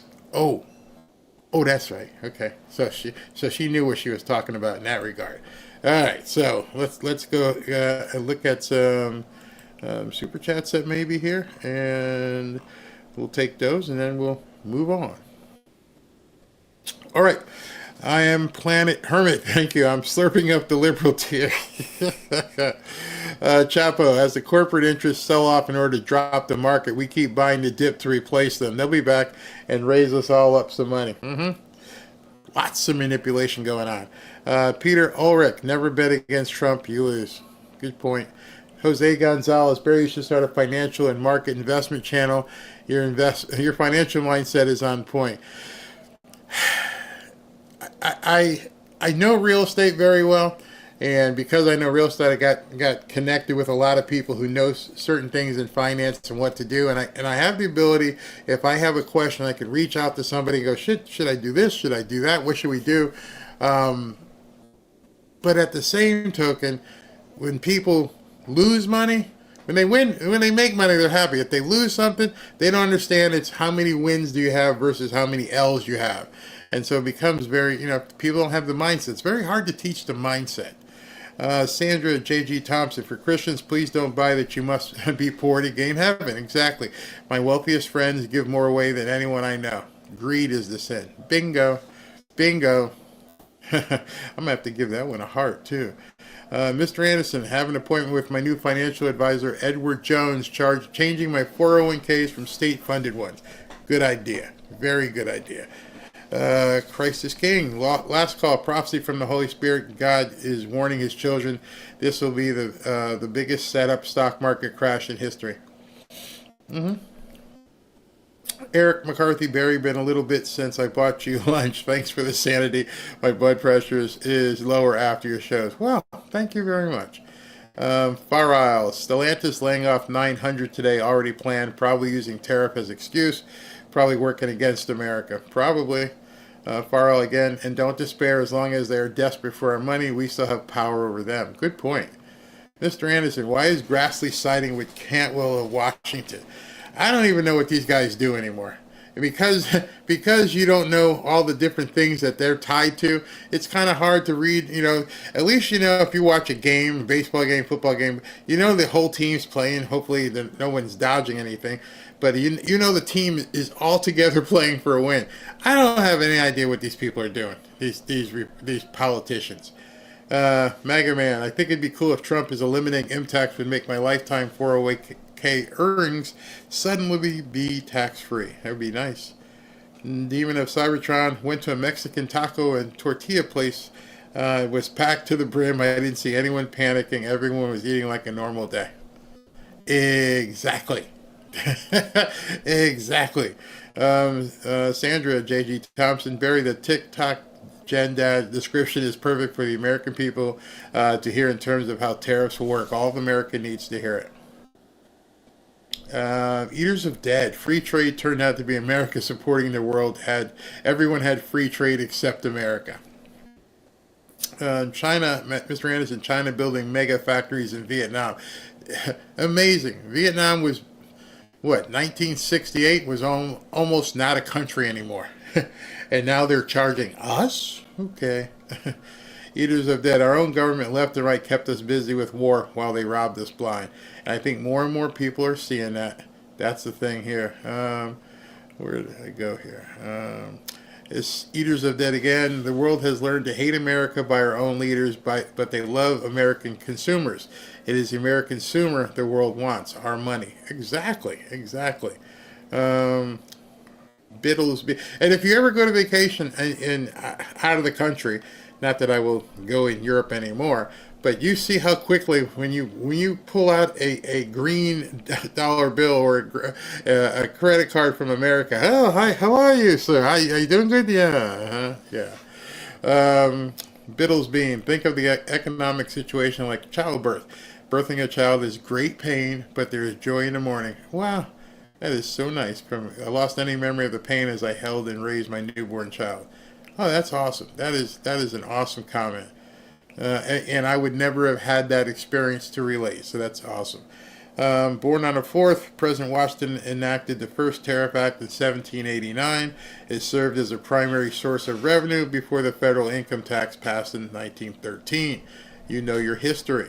G. Fisher, we know better. The people bitching, no effing clue. Yeah, you're right about that. Maximus, thanks for having Steve address my question. Appreciate it. Of course. It was funny because I had to, because you asked the question. I'm like, I have no idea what Maximus is talking about.